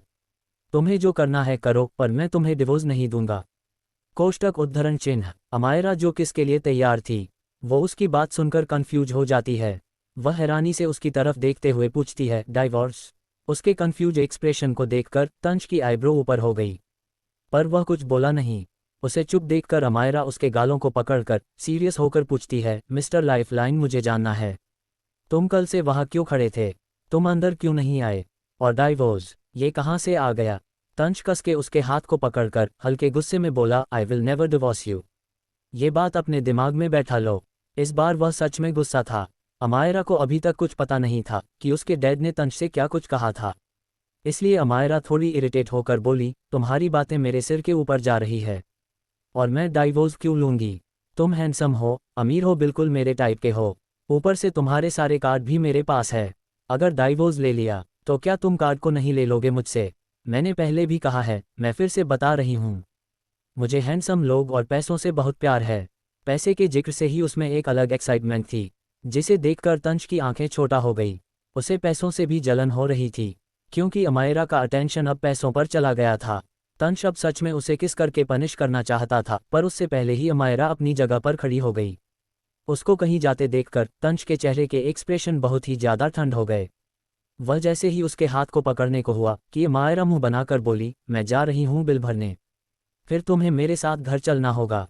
तंश एकदम से बोला, आई हेट होली। भले ही तंश ने ये बोला, पर उसके दिमाग में चल रहा था कि क्या ये लालची लड़की सच में उसका बिल भरेगी, जिसने पिछली बार बिल भरने से मना कर दिया था। अमायरा रुक गई। वह उसकी तरफ घूरते हुए आंखें चढ़ाकर बोली, बट आई लव होली, इसलिए तुम्हें मेरे साथ आना होगा। अगर तुम नहीं आए ना, तो मैं उस लड़के के साथ डांस करूंगी और होली भी खेलूंगी, जिससे डैडी आज मुझे मिलवाने वाले थे। सुना है वह बहुत ही हॉट है। इतना कहते ही अमायरा तंश के अंदर सवालों को छोड़कर चली गई। अमायरा उसे नहीं बताना चाहती थी कि वो सच में उसके साथ रहना चाहती थी, वरना वो उसे कंट्रोल करने की कोशिश करता। ऊपर से अमायरा चाहती थी तंश पहले बोले कि वो उसे पसंद करता है। तंश के दिमाग में अचानक ही लड़का शब्द क्लिक हुआ। उसके दिमाग में सबसे पहला ख्याल यही आया, क्या मिस्टर रायचंद अमायरा के लिए कोई लड़का ढूंढ रहे हैं? वह अब अंदर ही अंदर बहुत जल रहा था। आग का सैलाब उसके अंदर फूट रहा था। तंश पहले कभी किसी के लिए ऐसा महसूस नहीं करता था, मगर जब से अमायरा उसकी लाइफ में आई थी, उसकी लाइफ किसी तूफान से कम नहीं हो गई थी, जहां पर वह हर वक्त अंदर ही अंदर जलता रहता था। अमायरा सबसे पहले तनिष्क के केबिन में गई। उसने फिर से तंश की हालत के बारे में जानना चाहा, पर तनिष्क ने उसे कुछ भी नहीं बताया। अब अमायरा को गुस्सा आ रहा था। वह मन में अपने गुस्से को कंट्रोल करके बोली, बड़े भैया पता तो मैं कर ही लूंगी, वह भी अपने तरीके से। भले ही आप लोग झूठ का पहाड़ ही क्यों ना खड़ा कर ले, तो भी मैं उस पहाड़ को तोड़कर अंदर से सच खोज ही लूंगी। इतना कहते वह बड़ी सी मुस्कुराहट के साथ बोली, भैया अगर ऐसी बात है तो मैं मिस्टर लाइफलाइन को लेकर जाती हूँ, और जितना भी बिल होगा ना, प्लीज़ आप उसे भर दीजिएगा। वह क्या है ना, मेरी गरीबी का अंदाजा तो आप लगा ही सकते हैं। इतना कहते ही वो तुरंत वहां से चली गई, और तनिष्क हैरानी से सब देखता रह गया। फिर मुंह बनाकर बोला, लालची गुड़िया। वही जिंदल विला में शाम के 6:30 बजे थे। सभी होली खेलने में बिजी थे, मगर मिस्टर जिंदल वही गार्डन के एक कोने में बैठे हुए थे। उनका चेहरा बहुत ही कठोर था, क्योंकि उन्हें तंश की चिंता हो रही थी। उनके सामने मिस्टर रायचंद बैठे थे। मिस्टर रायचंद चाय का कप टेबल पर रखते हुए थोड़ा सीरियस होकर बोले, मिस्टर जिंदल, मैं इस बात को लेकर बहुत ही सीरियस हूँ। मुझे लगता है हमने अमायरा और तंश की शादी कराकर बहुत बड़ी गलती की है। मुझे लगता है इन दोनों को अलग हो जाना चाहिए। मिस्टर जिंदल जो अपने गुस्से को दबाए बैठे थे, उनका गुस्सा फूट पड़ा। वह गुस्से में अपने कप को पकड़ते हुए बोले, मिस्टर रायचंद, मैं आपकी बहुत इज्जत करता हूँ। पहली बात, मेरा बेटा कोई खिलौना नहीं है जिसे जब मन चाहे कोई इस्तेमाल करें और फिर फेंक दे। भले ही मैं उसके साथ सख्ती से पेश आता हूँ, उस पर गुस्सा करता हूँ, उसे मारता हूँ, लेकिन है तो वह मेरा बेटा ही। मैंने आज तक कभी भी उसे किसी के साथ घुलते मिलते नहीं देखा, सिवाय अमायरा के। और कल तो उसने हद पार कर दी। वह पूरी रात आपके घर के बाहर खड़ा रहा, उसके बावजूद आपको उस पर रहम नहीं आई, बल्कि आपने अमायरा को भी इस बारे में भनक तक नहीं लगने दी। आपको पता है आपकी इस गलती के कारण मेरे बेटे की क्या हालत हो सकती थी।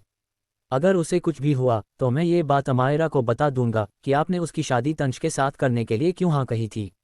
उनकी धमकी सुनकर मिस्टर रायचंद घबरा गए, मगर फिर हल्के गुस्से में बोले, मगर रिश्ता आप लेकर आए थे। सॉरी, रिश्ता नहीं, इसे हम डील कह सकते हैं। मिस्टर जिंदल हंसते हुए बोले, मैं तो रिश्ता ही लेकर आया था, पर डील तो आपने बनाई थी। वैसे मैंने सुना है अमायरा अब आपके साथ अच्छा बिहेव करती है और आपको डैड भी कहने लगी है। सोचिए, अगर मैं उसे बता दूं कि आपने उसकी शादी क्यों कराई है, तो क्या वह सच में आपको डैड कह पाएगी या फिर आपसे नफरत करेगी। मिस्टर रायचंद अपना सर झुका लेते हैं, क्योंकि सच क्या है ये सिर्फ वह दोनों ही जानते थे, और इस सच को किसी भी कीमत पर वो बाहर नहीं लाना चाहते थे। मिस्टर जिंदल उनकी घबराहट देखकर मुस्कुराए, फिर अपने एक पैर पर दूसरे पैर को रखकर अपनी दमदार आवाज में आगे बोले, अगर मेरा बेटा दुखी हुआ तो आप भी दुखी होंगे, और आप हमारे बर्ताव पर मत जाइएगा। हमारे खानदान का हर एक इंसान भले ही सख्त और गुस्सैल है, पर हम सभी हमारे खानदान के सबसे छोटे बेटे यानी तंशवर्धन जिंदल उर्फ तंश से बहुत प्यार करते हैं, क्योंकि वो सबका चहेता है। अगर उसके चेहरे पर दर्द भी झलका ना तो उसके तीनों बड़े भाई आपको छोड़ेंगे नहीं। इतना कहते ही मिस्टर जिंदल के होठों पर एक तिरछी मुस्कान आ गई, क्योंकि उन्होंने बिल्कुल सच ही कहा था। देखने पर लगता था कि हर्षवर्धन यानी तंश का सबसे बड़ा भाई उससे नफरत करता है या उस पर बहुत गुस्सा करता है, पर असल में तो वह तंश के लिए कुछ भी कर सकता था बिना किसी को पता लगे। ऐसा ही वह बचपन में भी करता था। जो भी स्कूल में या बाहर तंश पर उंगली भी उठाता था तो हर्ष चुपके से उस इंसान को उसकी औकात दिखा देता था।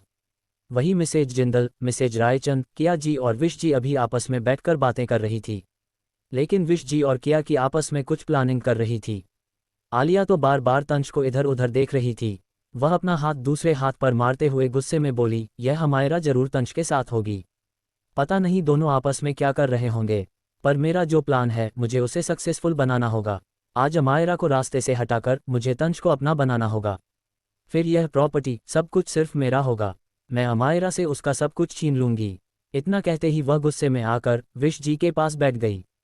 उसने अपने गुस्से को कंट्रोल करके विश जी से कहा, मॉम, यह अमायरा जरूर तंश के साथ होगी, प्लीज कुछ करिए। विश जी तिरछा मुस्कुराकर आलिया को शांत करते हुए उससे बोली, चिंता मत करो, किया जी हमारे इस प्लान में हेल्प करेंगी, तुम्हें बस वह करना है जो किया जी कहेंगी। इतना कहते ही वह तीनों आपस में एक दूसरे को देखकर डेविल स्माइल करने लगती है। अब तक अमायरा तंश को लेकर जिंदल हाउस आ गई थी, मगर वह लोग गार्डन जाने के बजाय सीधा रूम में आ गए थे। तंश अब बिल्कुल अच्छे से चल रहा था, पर अमायरा बार बार उसके राइट पैर को ही देख रही थी, जिस कारण तंश बौखला कर बोला, अपाहिज नहीं हुआ हूँ जो बार बार मेरे पैर को देख रही हो। अमायरा एकदम से चहकते हुए बोली, अरे नहीं नहीं, मुझे ऐसा लग रहा है तुम्हारा राइट पैर लंबा हो गया। उसकी फालतू की बात सुनकर तंश गुस्से में बोला, शट अप। पर अचानक ही उसे याद आया अमायरा एक लड़के के बारे में बात कर रही थी। उसने अमायरा को कस के पकड़कर गुस्से में पूछा, wifey, who is that boy. Amaira हल्का सा मुस्कुराए। उसे याद था कि उसकी प्यारी सासू माँ ने कहा था कि वह तंश को लेकर होली खेलने आए, क्योंकि तंश ने आज तक कभी होली नहीं खेली। ये सोचते हुए अमायरा कुटिलता से मुस्कुराती है, फिर बड़े ही स्टाइल से अपने बालों को झटकते हुए बोली, कोई हैंडसम मेरी अदाओं पर मरने वाला है। वैसे तुम्हारा गार्ड है ना, मेरा प्यारा बाबी डॉल, उससे भी ज़्यादा हैंडसम है। मैं तो सबसे पहले रंग उससे ही लगवाऊंगी और खुद भी सबसे पहले उसे ही लगाऊंगी। मैं कितनी एक्साइटेड हूँ उसके साथ होली खेलने के लिए, मैं बता भी नहीं पा रही हूँ। इतना कहते ही वह अपने हाथों को ऊपर करके और चिल्लाने लगती है एक्साइटमेंट में। फिर तिरछी नज़रों से तंश को देखती हैं, जिसका चेहरा पूरी तरीके से काला पड़ चुका था। अमायरा ये देखते हुए जल्दी से रूम से भाग गई। उसकी जाते ही तंश को होश आया तो गुस्से में चिल्लाया, वाइफी, कम टू मी। जलन और गुस्से की मिक्स फीलिंग तंश के सीने में उठ रही थी। उसने रूम के सारे सामान को तोड़कर जमीन पर फेंक दिया। उसकी आंखें इस वक्त खून की तरह एकदम लाल थी। मगर फिर भी वह होली वाले ग्राउंड में जाने को तैयार नहीं था। पता नहीं ऐसी कौन सी बुरी याद थी जिसने उसे रोक कर रखा था। अमायरा जल्दी से नीचे गई। उसे रास्ते में ही जय मिल गया, जो उसे रंग लगाने वाला था। मगर अमायरा उसके हाथ को झटकते हुए मुंह बनाकर बोली, बड़े भाई जाए और जाकर अपने उस हॉट बनिंग भाई को बुलाकर लाइए। और हाँ, उससे कह दीजिएगा अमायरा एक लड़के की बाहों में बाहें डाले डांस कर रही है। इतना कहते ही वह जय के हाथ से लस्सी लेकर भाग गई, जिसमें भंग थी। बेचारा जय बुरी तरह डर गया था। उसने डरते हुए कहा, अंडस्को, अब तो छोटे को बुलाना ही पड़ेगा, वरना मेरी खैर नहीं, अगर अमायरा ने वो भांग पी लिया तो। उद्धरण चिन्ह अल्पविराम। इतना कहते ही वो जल्दी से तंच के पास भाग गया। वही गार्डन में पहुंचते ही अमायरा का सिर घूमने लगा, क्योंकि उसने भांग वाली लस्सी पी ली थी। 11 अमायरा नशे में धुत होकर गार्डन में खड़ी थी। वह नशे के कारण ठीक से खड़ी भी नहीं हो पा रही थी। अमायरा ने अपने होंठ को काटा, फिर अपने सिर को खुजाते हुए कन्फ्यूज होकर बोली, पर मुझे जाना कहाँ पर है? लेफ्ट जाओ या राइट जाऊं, या फिर सीधा जाऊं या वापस लौट जाऊं? इतना कहते ही उसके कदम डगमगाने लगता है। अमायरा खुद को संभालते हुए हंसने लगती है। वहां पर थोड़ी भीड़ थी। अमायरा ने ध्यान नहीं दिया कि उसके पीछे कोई खड़ा है, इसीलिए अमायरा जैसे ही उस इंसान से टकराई, अमायरा जमीन पर गिरने लगी। मगर पीछे खड़े इंसान ने एकदम से अमायरा को थाम लिया और उसे गिरने से बचा लिया। नशे के कारण अमायरा को कुछ भी समझ नहीं आ रहा था। वह अपनी नशीली आंखों को खोलकर ऊपर की तरफ देखती है, जहां पर एक हैंडसम सा चेहरा था। अमायरा को जिस इंसान ने अपनी बाहों में पकड़ा था, उसकी उम्र लगभग 27 से 28 साल होगी। गोरा रंग, भूरी आंखें और जेल से सेट हुए बाल। उसने सफ़ेद कलर का कुर्ता पहना हुआ था। उस लड़के का नाम शौर्य था। यह एक जाना माना और मिस्टीरियस बिजनेसमैन था। शौर्य अमायरा को देखते ही उसकी खूबसूरती में खो गया। उसने अभी भी कसके अमायरा की कमर को पकड़ा हुआ था। उसके हाथ धीरे धीरे अमायरा के चेहरे की तरफ बढ़ने लगते हैं। वही अमायरा अपनी आंखों को जबरदस्ती खोलकर सामने देखने की कोशिश करती है। मगर जैसे ही उसे शौर्य के हाथ अपनी खुली कमर पर महसूस हुई, उसे बहुत ही अजीब सा लगने लगा। उसके अंदर एक अजीब सी घबराहट ने जन्म ले लिया। यही नहीं, उसका सर घूमता हुआ महसूस हो रहा था। अमायरा को लगा जैसे वह किसी गलत इंसान के कब्जे में है। इसीलिए वह जल्दी से शौर्य को खुद से दूर करके चीख से खड़ी हो जाती है। पर अमायरा अभी भी लड़खड़ा रही थी। उसने अपनी उंगली शौर्य को दिखाते हुए हंसकर कहा, तुम बैडमैन, मुझसे दूर रहो। तुम्हें पता नहीं है, मेरा हस्बैंड बहुत गुस्सैल है। अगर तुमने मुझे हाथ भी लगाया तो वह तुम्हें मार देगा, बिल्कुल सिंघम की तरह। इतना कहते ही वो जोर से हंसते हुए उसे एक मुक्का दिखाती है। हंसते वक्त उसके गालों पर जो डिंपल पड़ रहे थे, उसे देखकर कर तो शौर्य अपना दिल हार बैठा। शौर्य हल्का सा मुस्कुराया, फिर वह एक कदम आगे बढ़ते हुए तिरछा मुस्कुराकर अमायरा से पूछता है, क्या मैं जान सकता हूँ इस ब्यूटीफुल लड़की का नाम क्या है? अमायरा उसके सवाल को सुनकर मुंह बनाती है, पर फिर उसे अपने पास आने का इशारा करती है। शौर्य को पहले तो कुछ समझ नहीं आया, मगर जब वह अमायरा के थोड़े करीब जाता है तो अमायरा अपने हाथ को अपने मुंह पर लगाकर उसके कान में जोर से चिल्लाते हुए बोली, तुम्हें पता है, मुझे पैसे बहुत पसंद है। अगर तुम मुझे पैसे दोगे तो मैं तुम्हें अपना नाम बताऊंगी। अमायरा की बड़ी बड़ी चमकदार आंखें नशे में होने के कारण इतनी खूबसूरत थी कि कोई भी उनमें डूबना चाहे। इनफैक्ट इतनी खूबसूरत आंखों को तो छुपा कर रखना चाहिए। मगर तंश ने गलती कर दी, अमायरा को अकेले ही छोड़कर। पर शौर्य अब उसका दीवाना बन चुका था, लेकिन उसके इतना तेज चिल्लाने से शौर्य के कान के पर्दे ही फटते हुए महसूस हुए। शौर्य अपने कान को थोड़ा हिलाते हुए मुस्कुराते हुए अपनी भारी आवाज में बोला, मिस लाउड स्पीकर, अगर मैं तुम्हें पैसे दूंगा तो क्या तुम मेरी बन जाओगी? फिर वह अपना हाथ आगे करता है और तिरछा मुस्कुराते हुए कहता आगे बोलता है, मेरे पास आओ। अमायरा शौर्य के हैंडसम से चेहरे को देखती है, फिर नशे में उसके हाथ को देखती है। मगर उसका सिक्स सेंस उसे बार बार शौर्य से एक नेगेटिव वाइब्स दे रहा था और उससे दूर रहने के लिए कह रहा था। इसलिए अमायरा जल्दी से पीछे की तरफ जाते हुए हंसकर बोली, अंकल अपनी तो उम्र देखिए, मुझ जैसी बच्ची के साथ फ्लर्ट करते हुए आपको शर्म नहीं आ रही? मैं मेरे मिस्टर लाइफलाइन से आपकी शिकायत कर दूंगी। पता है, वह काम देवता की तरह बहुत हैंडसम है। उसने मुझे बहुत सारे पैसे दिए, इतने सारे। इतना कहकर वह अपने हाथ को हवा में लहरा कर बताती है कि कितने सारे पैसे तंश ने उसे दिए हैं। पैसों के जिक्र से ही अमायरा बहुत एक्साइटेड थी। शौर्य एक बिजनेसमैन था, इसलिए वह तुरंत समझ गया कि अमायरा को पैसे कितने पसंद है। शौर्य ऊपर से नीचे तक लगातार अमायरा को देख रहा था, जैसे कोई शिकार अपने शिकारी को देखता है। अमायरा के खूबसूरत से चेहरे से होते हुए उसकी नज़र उसके होठों पर गई, फिर उसकी गर्दन पर, फिर और नीचे। उसने आज तक इतनी खूबसूरत लड़की कभी नहीं देखी थी। शौर्य ने सोच लिया था, वह अमायरा को किसी भी कीमत पर पाके रहेगा। वही रूम में तंश काफ़ी वक्त तक गुस्से में बैठा रहता है, पर रह रहकर उसके दिमाग में उस लड़के का ही ख्याल आ रहा था जिसके बारे में अमायरा ने जिक्र किया था। तंश ने पूरे रूम को तोड़फोड़ दिया था। वह एक नज़र पूरे रूम के बिखरे सामान को देखता है, फिर खिड़की के पास जाकर सिगरेट के कश लेने लगा। उसका चेहरा एक्सप्रेशनलेस था, पर आंखों में एक तूफान। वह तंश कश्मकश में था कि वह नीचे जाए या ना जाए। तंश काफ़ी देर तक सिगरेट के क्रश लेते रहता है, मगर उसकी बेचैनी और उसका गुस्सा अभी भी शांत नहीं हो रहा था। अचानक ही उसकी नज़र गार्डन पर गई, तो उसके हाथ जिसमें सिगरेट थी वह हवा में ही रुक गई। उसकी आंखें एकदम डार्क हो गई थी। वह गुस्से से कस के सिगरेट को अपनी हथेली में ही मसल देता है। तंश ने देखा अमायरा एक लड़के यानी शौर्य के बेहद करीब खड़ी थी। तंश अपनी जलती हुई नज़रों से उन दोनों को ही देख रहा था। लगभग 5 मिनट ऐसे ही बीत गए। तंश ने जब देखा अमायरा और शौर्य अभी भी एक दूसरे के करीब खड़े हैं, तो उसके दिल में जैसे ज्वालामुखी फट उठा हो। उसका पूरा शरीर एकदम गर्म हो गया, वह भी केवल गुस्से के कारण। उसे इतना गुस्सा आया कि तंश की जगह कोई और होता तो अब तक उसके माथे के नशे भी फट चुकी होती।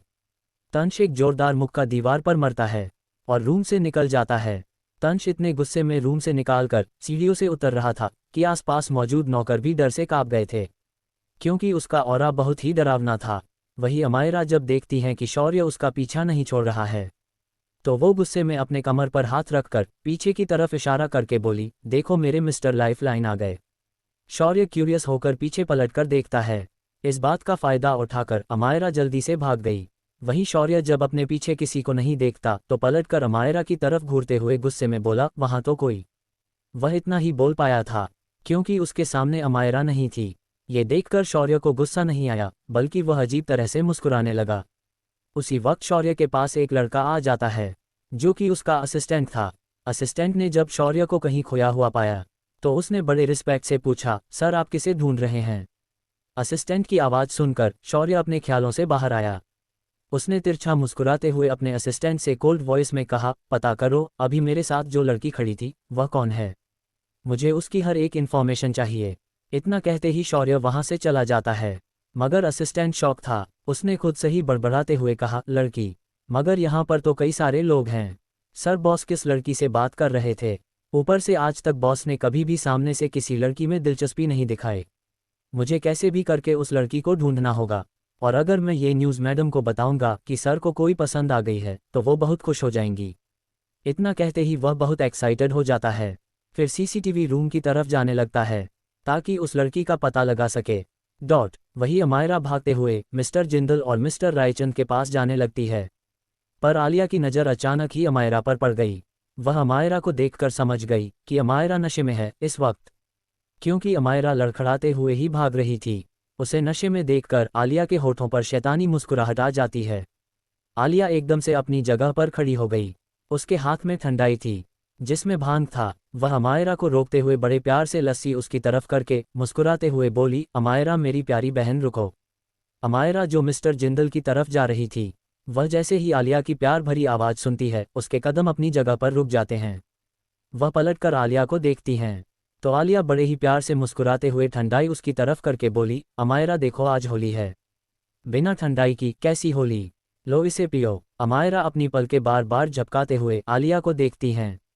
फिर उसने आलिया के चेहरे की तरफ इशारा करके लड़खड़ाती जबान से कहा, तुम तो वही हो ना जी ने जिसने मुझे मारा था।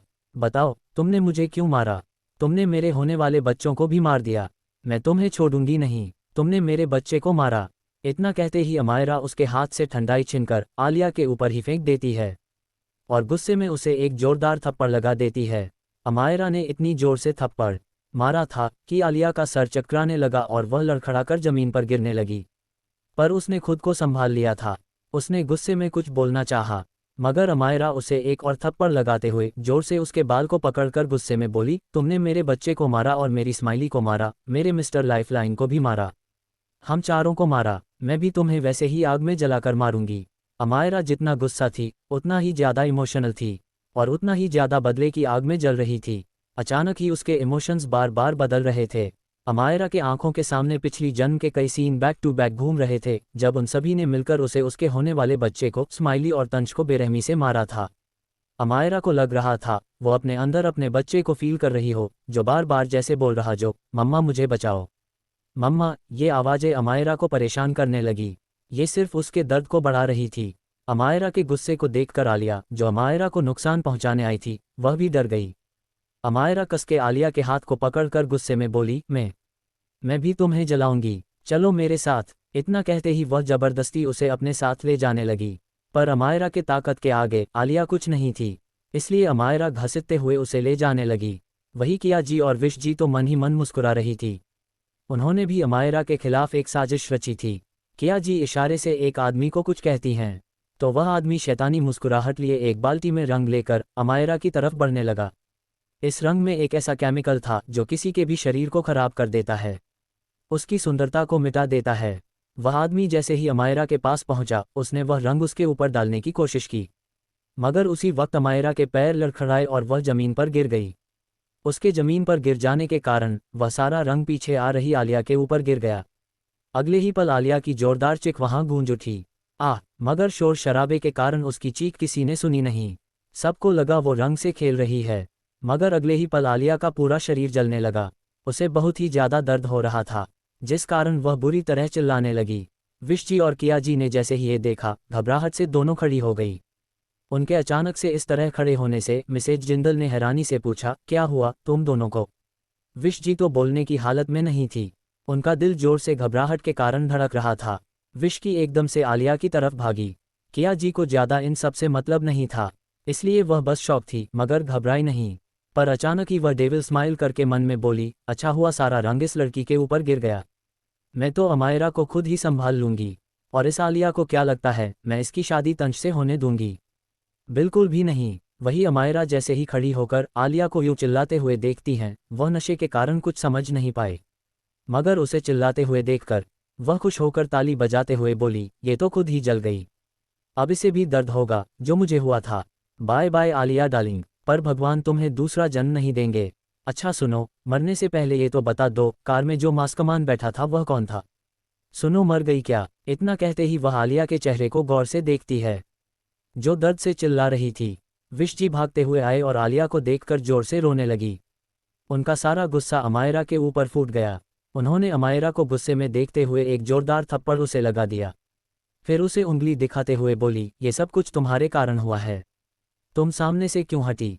अगर तुम ना हटती तो मेरी बेटी की यह हालत न होती। अमायरा तो नशे में थी, पर इस थप्पड़ के कारण उसे अपने गालों में तेज दर्द हुआ। अमायरा जैसे ही पीछे गिरने को हुई, अचानक ही दो मजबूत हाथों ने उसे थाम लिया। अचानक ही वहां पर एक डरावना ऑरा फैल गया। यह कोई और नहीं बल्कि तंश था, जो गुस्से में और भी ज्यादा जल रहा था। अमायरा जैसे ही नजर उठाकर तंश को देखती हैं, उसकी आंखों में अपने आप ही आंसू आ जाते हैं। उसने अपने गाल पर हाथ रखकर रूंधी आवाज में विश जी की तरफ से इशारा करके एक छोटी बच्ची की तरह तोतली आवाज में कहा, उसने मुझे माला। वो बहुत ही ज्यादा क्यूट लग रही थी, एकदम मासूम की तरह। तंश का दिल यहीं पर पिघल गया। तंश अमायरा के गालों को सहलाते हुए अपने सख्त होठों को अमायरा के गालों पर रखकर किस कर लेता है। इस एहसास से ही अमायरा की आंखें अपने आप बंद हो गई और उसकी आंखों से आंसू उसके गालों पर आ गए। तंश के पास उसे बिल्कुल सेफ फील हो रहा था। वह उसके गले लगकर रोने लगी, किसी छोटे बच्चों की तरह। उसने फिर तंश से उछलते हुए रोनी सूरत बनाकर कहा, मैं कुछ नहीं जानती, इन्हें भी मालो। उन्होंने मुझे माला। आहा हा हा। तंश उसे कसके अपनी बाहों में भरते हुए अपनी जलती हुई नजरों से विश जी को देखते हुए एक एक शब्द पर जोर देके बहुत ही खतरनाक तरीके से बोला, how dare you to slap my wifey, now you will have to pay the price for it. इतना कहते ही तंश जैसे ही अपनी मुट्ठी को कसके बंद करता है, कई सारे गॉड्स आकर विश जी को घेर लेते हैं। उसकी लाल आंखें बिल्कुल महाकाल की तरह लग रही थी। आलिया अभी दर्द से चिल्ला रही थी, पर तंश को इससे कोई फर्क नहीं पड़ा। उसने विश जी को ऑर्डर दिया, slap yourself right here and now, otherwise forget that you can leave from here with your daughter. अभी और इसी वक्त खुद को थप्पड़ मारिए, वरना भूल जाए कि आप अपनी बेटी के साथ यहाँ से जा सकती हैं। विश जी शॉक थी। उन्होंने गुस्से में कहा, क्या तुम बड़ों से बात करने की तमीज भूल चुके हो? तंश उन्हें बीच में ही रोकते हुए गुस्से में बोला, where did your manners go when you slapped my wifey in public? तब आपकी तमीज कहाँ गई थी जब आपने मेरी बीवी को सरेआम थप्पड़ मारा? तंश उन पर इतनी तेज चिल्लाया था कि विश जी डर गई। उन्होंने देखा तंश के गार्ड्स ने उन पर राइफल तान दी थी। उन्हें अभी भी चुपचाप खड़ा देख तंश तिरछा मुस्कुराते हुए अपने गार्ड्स को आलिया को मारने का इशारा करता है।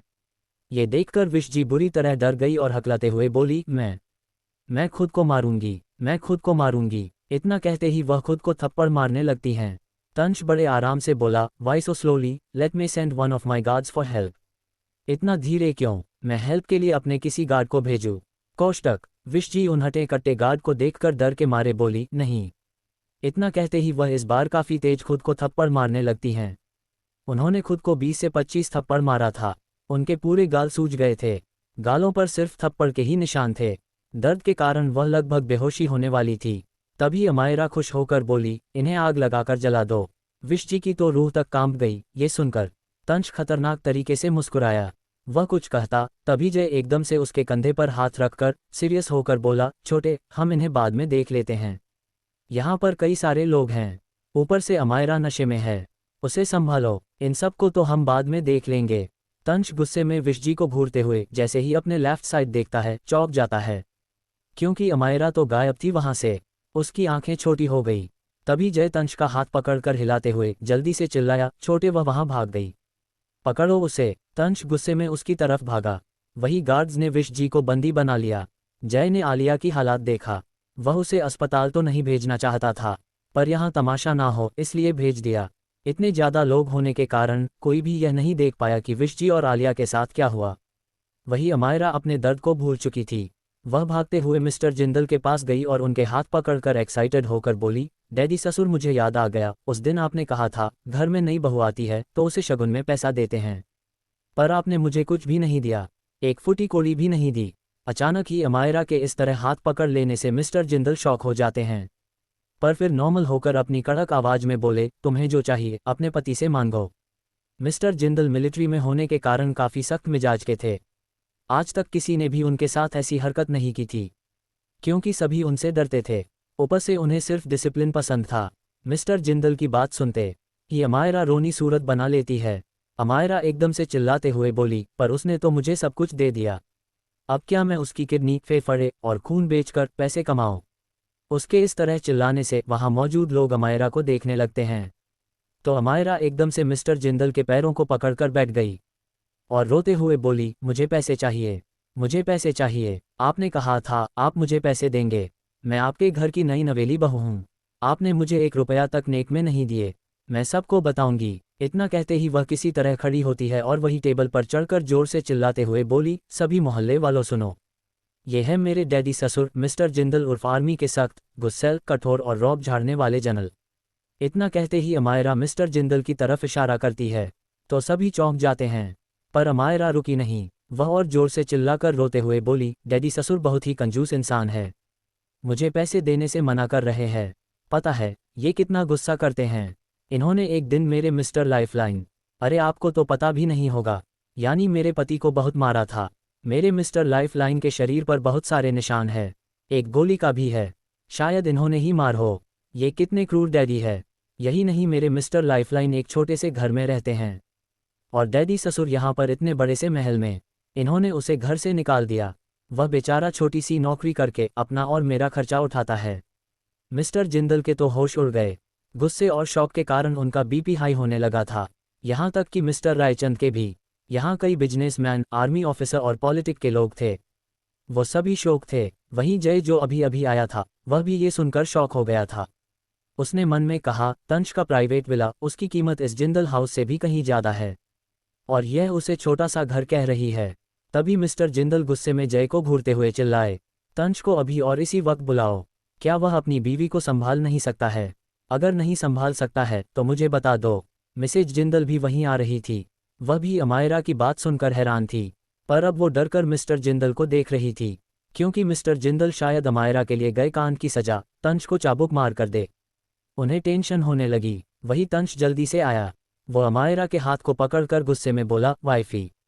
अमायरा तंश को देखते ही बुरी तरह घबरा गई, मगर फिर हंसते हुए उसे गले लगाकर बोली, मिस्टर लाइफलाइन, तुम चिंता मत करो, मैं तुम्हारे साथ हूँ। मैं सबको बताऊंगी कि यह डैडी ससुर कितने ज़्यादा खतरनाक है।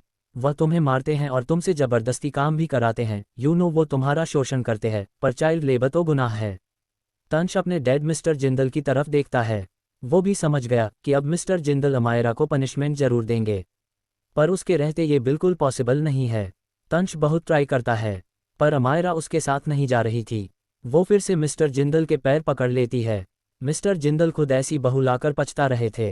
तंश किसी तरह अपने को अपने कंधे पर उठा लेता है, मगर अमायरा फिर से उतरने लगी तो तंश इस बार उसके कमर के नीचे अपने हाथ को ले जाते हुए उसे एक हाथ से ही गोद में उठा लेता है। मिस्टर जिंदल और मिस्टर रायचंद अपना सर पकड़ लेते हैं। मिस्टर रायचंद ने भी नहीं सोचा था कि उनकी बेटी एक तूफान मेल है। वही तंश अमायरा के जिद करने पर उसे विला के पीछे से लेकर जा रहा था, पर रास्ते में ही स्विमिंग पूल था। अमायरा स्विमिंग पूल देखकर खुश होकर बोली, अंडरस्को उधर चलो, तभी मैं रूम में जाऊंगी। उद्धरण चिन्ह अल्पविराम। तंश ने कभी किसी के नखरे नहीं सहे थे, पर अमायरा उससे सब करा रही थी। गुस्से के कारण तंश का सिर खुद दर्द हो रहा था। तंश जैसे ही स्विमिंग पूल के पास पहुंचा, वो गुस्से में उसे उतरकर एक गहरी सांस लेता है। मगर अमायरा इतनी शैतान निकली कि उसने तंश को स्विमिंग पूल में धक्का देते हुए चिल्लाकर कहा, अंडरस्को एक मछली पानी में गई छपाक से। वही दूर से ही mister and missus Jindal, mister and missus Raichand, businessman, army officer और सभी लोग अमायरा की इस हरकत पर जम गए। 12 अमायरा खुश होकर तंश को देख रही थी, जो स्विमिंग पूल के अंदर था। तंश पानी के काफी अंदर था। पानी के अंदर जाते ही उसके अंदर एक अजीब सी घबराहट ने जन्म ले लिया। वह घबराहट धीरे धीरे उसके पूरे शरीर में फैलने लगी, क्योंकि तंश को पानी से डर लगता था। लास्ट टाइम उसने आर्मी के एक मिशन पानी में खत्म किया था, वरना उसके बाद उसने कभी भी नदी, समुद्र या स्विमिंग पूल कहीं पर भी कदम नहीं रखा था। तंश का मन बिल्कुल ब्लैंक हो गया था। उसे समझ नहीं आ रहा था कि उसे कैसे रिएक्ट करना चाहिए। धीरे धीरे उसके सेंसेस काम करना बंद हो रहे थे, पर वह कस के अपनी मुट्ठी बंद करके अपने डर को काबू में करने की कोशिश कर रहा था।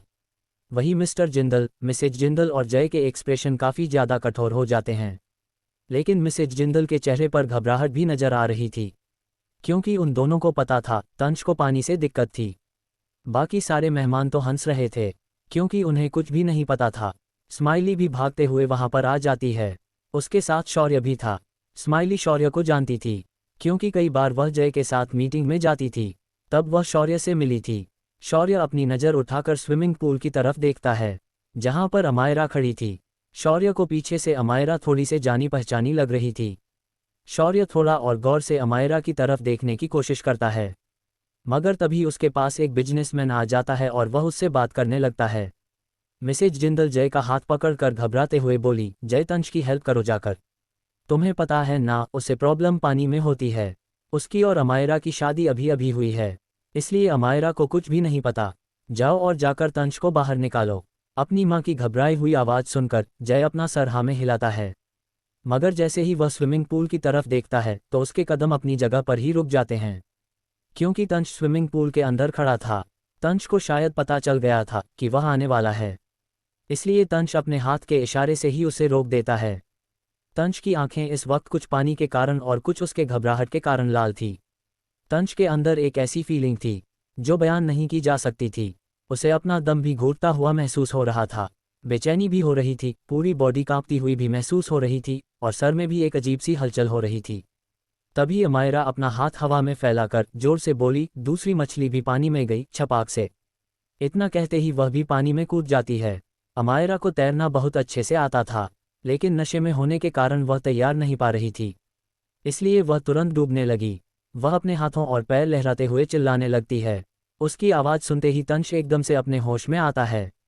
उसने अपनी सभी फीलिंग्स को एक तरफ रख दिया और एकदम से अमायरा की कमर को पकड़कर उसे ऊपर कर लिया। तंश भी चीख से खड़ा नहीं हो पा रहा था, इसलिए वह स्विमिंग पूल के किनारे खड़े होकर सहारा ले लेता है। मिस्टर जिंदल भी सब कुछ देख रहे थे, मगर उन्होंने भी जय को मदद करने से साफ मना कर दिया था। फिर सभी को एक नज़र मिस्टर जिंदल देखते हुए अपने स्टडी रूम में चले गए। वह बहुत ही सीरियस लग रहे थे। धीरे धीरे बाकी सभी चले जाते हैं। स्माइली तो एक्साइटेड होकर स्विमिंग पूल की तरफ चली जा रही थी, मगर जय जल्दी से उसे पकड़ लेता है, तो स्माइली उससे अपना हाथ छुड़ाते हुए मुंह बनाकर बोली, डैडी नंबर 3 छोड़िए ना इस छमाइली को, क्योंकि इस छमाइली को कूल मम्मा के पास जाना है। स्माइली बहुत ही ज़्यादा खुश और एक्साइट नजर आ रही थी, क्योंकि भले ही उसने दूर से अमायरा को देखा हो, लेकिन उसने तुरंत उसे पहचान लिया कि अमायरा वही है जिससे वह शिमला में मिल चुकी है। स्माइली खुश होकर बोली, कूल मम्मा यहाँ पर है, मतलब इस छमाइली की मम्मा नंबर 4 कूल मम्मा ही है या। स्माइली बहुत खुश थी, पर उसकी खुशी ज़्यादा देर नहीं रही, क्योंकि जय ने उसे वहां नहीं जाने दिया और अपने साथ ज़बरदस्ती ले गया। अब रात भी हो चुकी थी और हर तरफ अंधेरा फैल चुका था। तंश अभी भी पानी के अंदर था, क्योंकि अमायरा ना खुद निकल रही थी और ना ही उसे निकालने दे रही थी। अमायरा उसके गले में अपनी बाहें डालकर अपना हाथ ऊपर करके एक्साइटेड होकर बोली, चलो हम पानी वाला डांस करते हैं, डीलक्स डीलक्स पानी वाला डांस। लेकिन तंश उसे कस के पकड़कर उसे रोकते हुए कोल्ड वॉइस में बोला, वाइफी स्टॉप इट। उसकी आवाज़ थोड़ी भारी थी, क्योंकि पानी के कारण उसे बोलने में थोड़ी प्रॉब्लम हो रही थी। पर अमायरा एकदम से उससे चिपकते हुए मुंह फुलाकर बोली, तुमने मुझे डांटा, अब मैं बाहर नहीं जाऊंगी, मेरे साथ यहीं पर रहो। अगर मैं पानी के अंदर रहूंगी तो कोई हमें जला नहीं पाएगा। वह आलिया चुड़ैल, किया डायन और नागिन विश तो बिल्कुल नहीं। उन्होंने हमारे बच्चे को मार दिया। मैं बहुत सैड हूँ। हा मिस्टर लाइफलाइन, मुझे मेरा बेबी वापस चाहिए। मैं कुछ नहीं जानती, कैसे भी करके मेरा बेबी लेकर आओ। इतना कहते ही अमायरा अपना एक हाथ पेट पर रख लेती है और तंश को देखकर बच्चे की तरह रोने लगती है, पर उसके आंसू असली थे। अमायरा नशे में थी, पर अमायरा अपने बच्चे को फील करते हुए तंश को सब बता रही थी। वही तंश जिसे अपना सर भारी लग रहा था, वह बच्चों के जिक्र से ही एकदम से अमायरा को देखता है। उसने अमायरा के कंधे को पकड़कर इनपेशेंट होकर पूछा, whose baby and you are pregnant. Tansh के दिमाग के सारे तार हल चुके थे। उसे समझ नहीं आ रहा था अमायरा इतनी कम उम्र में प्रेग्नेंट कैसे हो गई। उसके दिमाग में कई सारे ख्याल आए कि क्या अमायरा किसी को चाहती थी और वह इंसान अमायरा को प्रेग्नेंट करके चला गया। पर उसने तो अमायरा की इन्फॉर्मेशन निकलवाई थी, उसमें ऐसा कोई भी जिक्र नहीं था। लेकिन अमायरा जिस तरीके से रो रही थी उसे भी नज़रअंदाज नहीं किया जा सकता था। इसलिए तंश को एक पल के लिए लगा कि शायद वो जिसे अपना बनाना चाहता है वह ऑलरेडी पहले ही किसी की हो चुकी थी। इसके आगे वो कुछ भी सोच नहीं पा रहा था। तभी अमायरा रोते हुए उसका हाथ अपने पेट पर रखकर बोली, देखो हमारे बेबी को सबने मिलकर मार दिया। मुझे हमारा बेबी चाहिए, तुम उन सबको मार डालो जिन्होंने हमारे बेबी को मारा। तंश ने जब अमायरा के मुंह से हमारा बेबी सुना तो उसे थोड़ी सी राहत मिली। उसने अमायरा की कंधों को पकड़कर एक बार कंफर्म करने के लिए अपनी सर्द आवाज में पूछा, किसका बेबी था वह। अमायरा बच्चों की तरह अपने आंसू पोंछते हुए बोली, हमारा बेबी था, तुम भूल गए, तुमने मेरे साथ जबरदस्ती की थी और तुम मेरे साथ जबरदस्ती सो गए थे। फिर मैं प्रेग्नेंट हो गई, लेकिन उन गंदे लोगों ने मिलकर हमारे बेबी को मार डाला। तंश को ऐसा लग रहा था कि अमायरा का मासिक संतुलन ठीक नहीं है, उसे एक बार डॉक्टर को जरूर दिखाना चाहिए। ये सोचते हुए वह अमायरा से दूर होने लगा, पर अमायरा उसके कॉलर को पकड़कर उसके चेहरे के बहुत करीब आ गई। इतने करीब कि तंश के दिजाए जागने लगे। तंश जैसे ही दूर जाने को हुआ अमायरा उतने में ही उसे किस कर लेती है। तंश को इसकी उम्मीद नहीं थी, इसीलिए जैसे ही अमायरा के होठों के स्पर्श उसे अपने होठों पर महसूस हुए वह अपनी जगह पर जम गया। उसके दिमाग में तो शॉर्ट सर्किट होने लगे थे, पर उसका दिल तेजी से धड़क रहा था। अमायरा को खुद भी नहीं पता था वह क्या कर रही है। अमायरा की करीबी को तंश और इग्नोर नहीं कर पाया, वो भी किस में उसका साथ देने लगा। मगर तंश अपने चेहरे को दूर करके अमायरा के गालों को हल्के से किस करता है। अमायरा इस एहसास से अपनी आंखें बंद कर लेती है। जैसे कैसे तंश उसके चेहरे पर किस कर रहा था उसे अच्छा भी लग रहा था, पर उसकी छुअन से शर्मा रही थी। उसका दिल भी तेज धड़क रहा था, जैसे सीने से बाहर आ जाएगा। तभी अमायरा एकदम से बोली, अंडस्को, चलो आज रात हम बेबी करते हैं। तंश चौंक गया। अमायरा नशे में थी, इसलिए तंश ने किसी तरह खुद को संभाला और अमायरा को दूर करके उसे स्विमिंग पूल से बाहर निकालकर विला के अंदर जाने लगता है। पूरे रास्ते अमायरा चिल्ला रही थी कि उसे उसका बेबी वापस चाहिए। वहीं किया जी इस वक्त गुस्से में हॉल के सोफे पर बैठी थी। उन्होंने भी अमायरा की बात सुन ली थी कि वह प्रेग्नेंट थी और उसे उसका बच्चा चाहिए। ये सुनते ही किया जी शॉक हो गई, मगर अगले ही पल उनके होठों पर एक शैतानी मुस्कुराहट आ गई। किया जी खुद से बोली, अमायरा प्रेग्नेंट थी, लेकिन नशे में इंसान सच ही बोलता है। अगर वह प्रेग्नेंट थी तो मैं इस बात का फ़ायदा उठाकर उसे तंश से दूर कर सकती हूँ। अमायरा, अच्छा हुआ तुम नशे में थी, तुम्हारे नशे में होने के कारण मुझे इतना बड़ा राज पता चल चुका है। अब मैं इसका फ़ायदा ज़रूर उठाऊंगी। इतना कहते ही वह अपनी आंखों में चमक लिए अमायरा को देखने लगती है, जिसे तंश किसी तरह अपनी गोद में उठा कर ले जा रहा था। पर तंश की चाल थोड़ी धीमी थी, क्योंकि एक तो वह पानी में था और उसे पानी से प्रॉब्लम थी, और दूसरा उसके राइट लेग में भी थोड़ी सी प्रॉब्लम थी। रूम में पहुंचते ही तंश जैसे ही अमायरा को लेटाता है, अमायरा भी उसे खींचकर अपने ऊपर लेटा लेती है। फिर उसके बगल में लेटते हुए अमायरा उसके ऊपर बैठकर उसे ऑर्डर देने के टोन में बोली, मैं कुछ नहीं जानती, मुझे मेरा बच्चा वापस चाहिए, मुझे दो। तंश इरिटेट होकर बोला, मुझे परेशान मत करो। इतना कहते ही वो अपनी आंखें बंद कर लेता है। पानी में गिरने के कारण तंश को अपनी तबीयत थोड़ी खराब सी लग रही थी। अमायरा जब उसे आंखें बंद करके सोते हुए देखती हैं तो उसकी आंखों में एक चमक आ जाती है। वह एकदम से तंश के ऊपर से उठी और रूम के बाहर भाग गई। तंश बहुत ही थका हुआ था, इसलिए उसे इसका अंदाजा नहीं हुआ। अमायरा नीचे पहुंचते ही भागते हुए स्टोर रूम में गई, क्योंकि वहां पर रंग रखा था और वो तंश को लगाना चाहती थी। किया जी, जो अपने रूम की तरफ जा रही थी, उन्होंने अमायरा को स्टोर रूम की तरफ जाते हुए देख लिया था। अमायरा जैसे ही स्टोर रूम के अंदर जाकर रंग ढूंढती है, तभी किया जी जल्दी से बाहर से दरवाजा बंद करके जल्दी से वहां से भाग गई। अमायरा को ढेर सारा रंग मिल गया था। वह जैसे ही पलटी, दरवाजा बंद देखकर कंफ्यूज हो जाती है। वह जल्दी से दरवाजा खोलती है, पर दरवाजा नहीं खुला रहा था। अमायरा जोर से दरवाजा पीटते हुए चिल्लाई, खोलो खोलो, किसी ने मुझे बंद कर दिया, दरवाजा खोलो। मिस्टर लाइफलाइन, तुमने क्यों मुझे बंद कर दिया? ताकि मैं तुम्हें रंग न लगा पाऊं। पर मैं लगाऊंगी, खोलो दरवाजा। मिस्टर जिंदल किसी काम से वहां जा रहे थे। उन्होंने जैसे ही अमायरा के चिल्लाने की आवाज़ सुनी, वह अपनी आईब्रो सिकोड़ लेते हैं। उन्होंने देखा कि आवाज़ स्टोर रूम से आ रही है। वह जैसे ही स्टोर रूम का दरवाजा खोलते हैं, अमायरा धम से उनके पैरों में गिर जाती है। अमायरा को जैसे ही होश आया, वह अपना सर ऊपर करके देखती हैं तो मिस्टर जिंदल को देखकर एकदम से उनके पैर पकड़ते हुए बोली, पैर लागू ससुर जी। पर आप तो कंजूस है, आप तो पैसे भी नहीं देते, लेकिन आप मुझे मिल गए। अब मैं आपको नहीं छोड़ने वाली, पहले आप मुझे मेरा शगुन दीजिए। कहकर वह कस के मिस्टर जिंदल के पैर को पकड़ लेती है। मिस्टर जिंदल परेशान हो जाते हैं। उन्होंने अपनी कड़क आवाज में पूछा, तुम यहाँ पर क्या कर रही हो? अमायरा कुछ नहीं बोली, वह बस एक जिद लगाए बैठी थी कि उसे पैसा चाहिए। तंश इन सबसे बेखबर अपने रूम में लेटा हुआ था। धीरे धीरे उसे बुखार चढ़ रहा था। तभी एक जोरदार आवाज सभी के कानों में पड़ी। यह आवाज मिस्टर जिंदल की थी, जिन्होंने गुस्से में काफी तेज तंश का नाम पुकारा था। तंश इस आवाज को सुनते ही अपनी आंखें खोलकर देखता है तो उसे अमायरा कहीं नहीं देखी। वह जल्दी से उठकर बैठ गया और फिर बाहर की तरफ भागा। और जैसे ही स्टोर रूम के पास पहुंचा, उसने देखा अमायरा मिस्टर जिंदल के पैरों को पकड़कर जमीन पर लेटी हुई थी। अमायरा बार बार बोल रही थी कि उसे शगुन चाहिए, वरना वह उनके पैर नहीं छोड़ने वाली। ये देख तंश अपने सर पकड़ लेता है। उसे तो ठीक से खड़ा भी नहीं हुआ जा रहा था। तभी मिस्टर जिंदल गुस्से से तंश को घूरते हुए बोले, क्या तुम चाहते हो मैं तुम्हारी बीवी और तुम्हारा डाइवोर्स करा दूं? क्योंकि तुम अपनी जिम्मेदारी को संभाल नहीं पा रहे हो। इस बार अमायरा उनकी आवाज़ सुनकर बहुत ज़्यादा डर जाती है। वह अपने एक हाथ से रंग का पैकेट उठाती है और तंश के पीछे जाकर रोते हुए बोली, मिस्टर लाइफलाइन, ये डरावने डैडी ससुर मुझे डांट रहे हैं। इन्होंने मुझे शगुन भी नहीं दिया। तंश ने एक नज़र अपने डैड को देखा, फिर अपनी कोल्ड वॉइस ने बोला, मिस्टर जिंदल, मैं मेरी बीवी को लेकर जा रहा हूं यहाँ से। तंश अब और बर्दाश्त नहीं कर पा रहा था कि कोई अमायरा को बार बार डांटे, इसलिए उसने अमायरा का हाथ पकड़ा और गुस्से में उसे लेकर जाने लगा। मिस्टर जिंदल को पता था तंश की हालत सही नहीं है, इसलिए वह गुस्से में उसे ऑर्डर देते हैं, तंश अपने रूम में जाओ।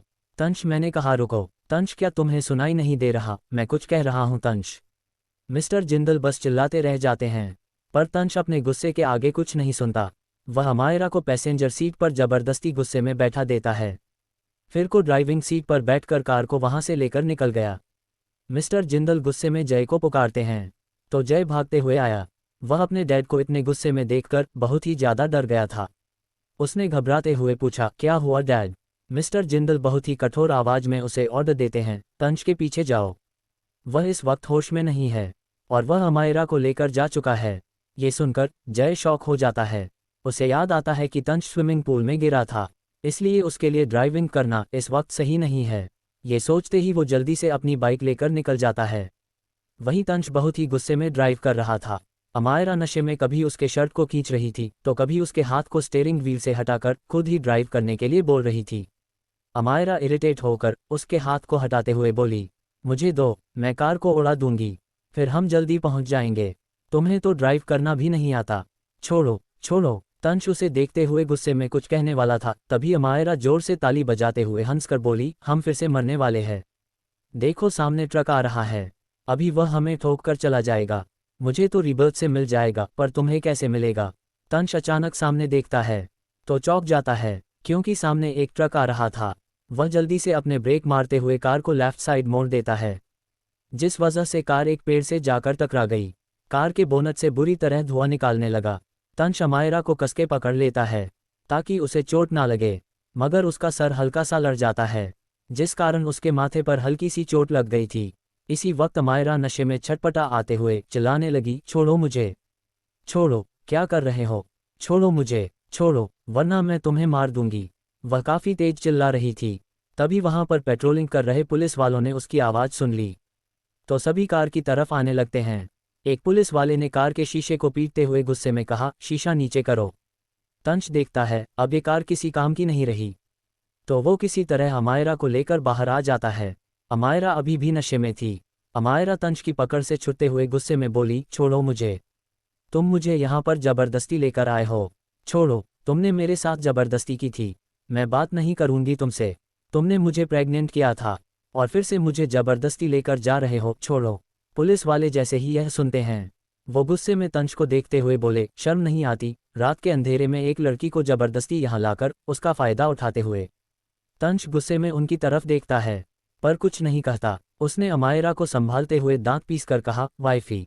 इसके आगे को कुछ कहता उससे पहले वह पुलिसकर्मी तंश को फिर से डांटते हुए बोला, तुम जैसे जवान बच्चे खुद का करियर तबाह कर लेते हो ऐसे काम करके, बताओ कौन है ये लड़की और क्यों जबरदस्ती लेकर जा रहे हो। तंश इरिटेट होकर बोला, सी इज माई वाइफ। पर उसे पुलिस वाले को विश्वास नहीं हुआ, तो उसने अमायरा को देखा जो नशे में थी। फिर उसने आराम से अमायरा से पूछा, मैडम क्या ये लड़का सच कह रहा है। अमायरा तंश को देखती हैं, फिर गुस्से में बोली, नहीं, इसने मेरे साथ जबरदस्ती की और मुझे प्रेग्नेंट किया। अब ये बता नहीं रहा कि मेरा बच्चा कहाँ चला गया। मुझे मेरा बच्चा चाहिए, पर यह मुझे लाकर नहीं दे रहा है और ये जबरदस्ती मेरे हाथों को पकड़ रहा था। तंश जल्दी से उसके मुंह को बंद करते हुए गुस्से में बोला, शट अप। वह पुलिस वाले को कुछ कहने वाला था मगर वह पुलिस वाले गुस्से में बोला, अब तो तुम सीधा जेल जाओगे। शर्म नहीं आती एक लड़की के साथ जबरदस्ती करके उसे प्रेग्नेंट करते हुए। चलो ले चलो इन दोनों को। तंश ज्यादा किसी से बोलता नहीं था मगर उसने पुलिस वालों को समझाया, लेकिन पुलिस वालों ने उसकी एक नहीं सुनी और दोनों को पुलिस स्टेशन ले गए। तंश के साथ उसके गार्ड्स भी नहीं थे और ना ही उसके पास फ़ोन था कि वो किसी को कॉल कर सके। ऊपर से पुलिस वाले भी उसे फ़ोन नहीं दे रहे थे। तंश इस वक्त जेल के अंदर था और अमायरा आराम से बाहर बेंच पर बैठी थी। नशे में होने के कारण वह सो चुकी थी। तंश दीवार से टेक लगाकर बैठा था। फीवर के कारण उसे बिल्कुल अच्छा फील नहीं हो रहा था, पर फिर भी वह जगा हुआ था। उसके चेहरे पर कोई भी एक्सप्रेशन नहीं थे और लगातार तंश अमायरा को देख रहा था, क्योंकि वह इस तरह अमायरा को छोड़कर सो नहीं सकता था, क्योंकि ये जगह सही नहीं थी। तंश को देखकर बिल्कुल नहीं लग रहा था कि उसकी हालत जरा सी भी खराब है, पर हाँ वह गुस्सा जरूर था अमायरा के ऊपर, क्योंकि उसके कारण ही आज घर पहुंचने के बजाय वह दोनों जेल में थे। जिंदगी में पहली बार तंश जेल में बंद हुआ था। जय तंश का पीछा करते करते उसके प्राइवेट विला पहुंच जाता है, पर तंश तो उसे कहीं मिला ही नहीं। उसके प्राइवेट विला जाकर पता चला तंश वहां पहुंचा ही नहीं है। ये जानकर जय काफी हैरान था। फिर वह जल्दी से गार्ड्स को उन दोनों को ढूंढने के लिए लगा देता है। अगली सुबह आज हर जगह हलचल मची हुई थी।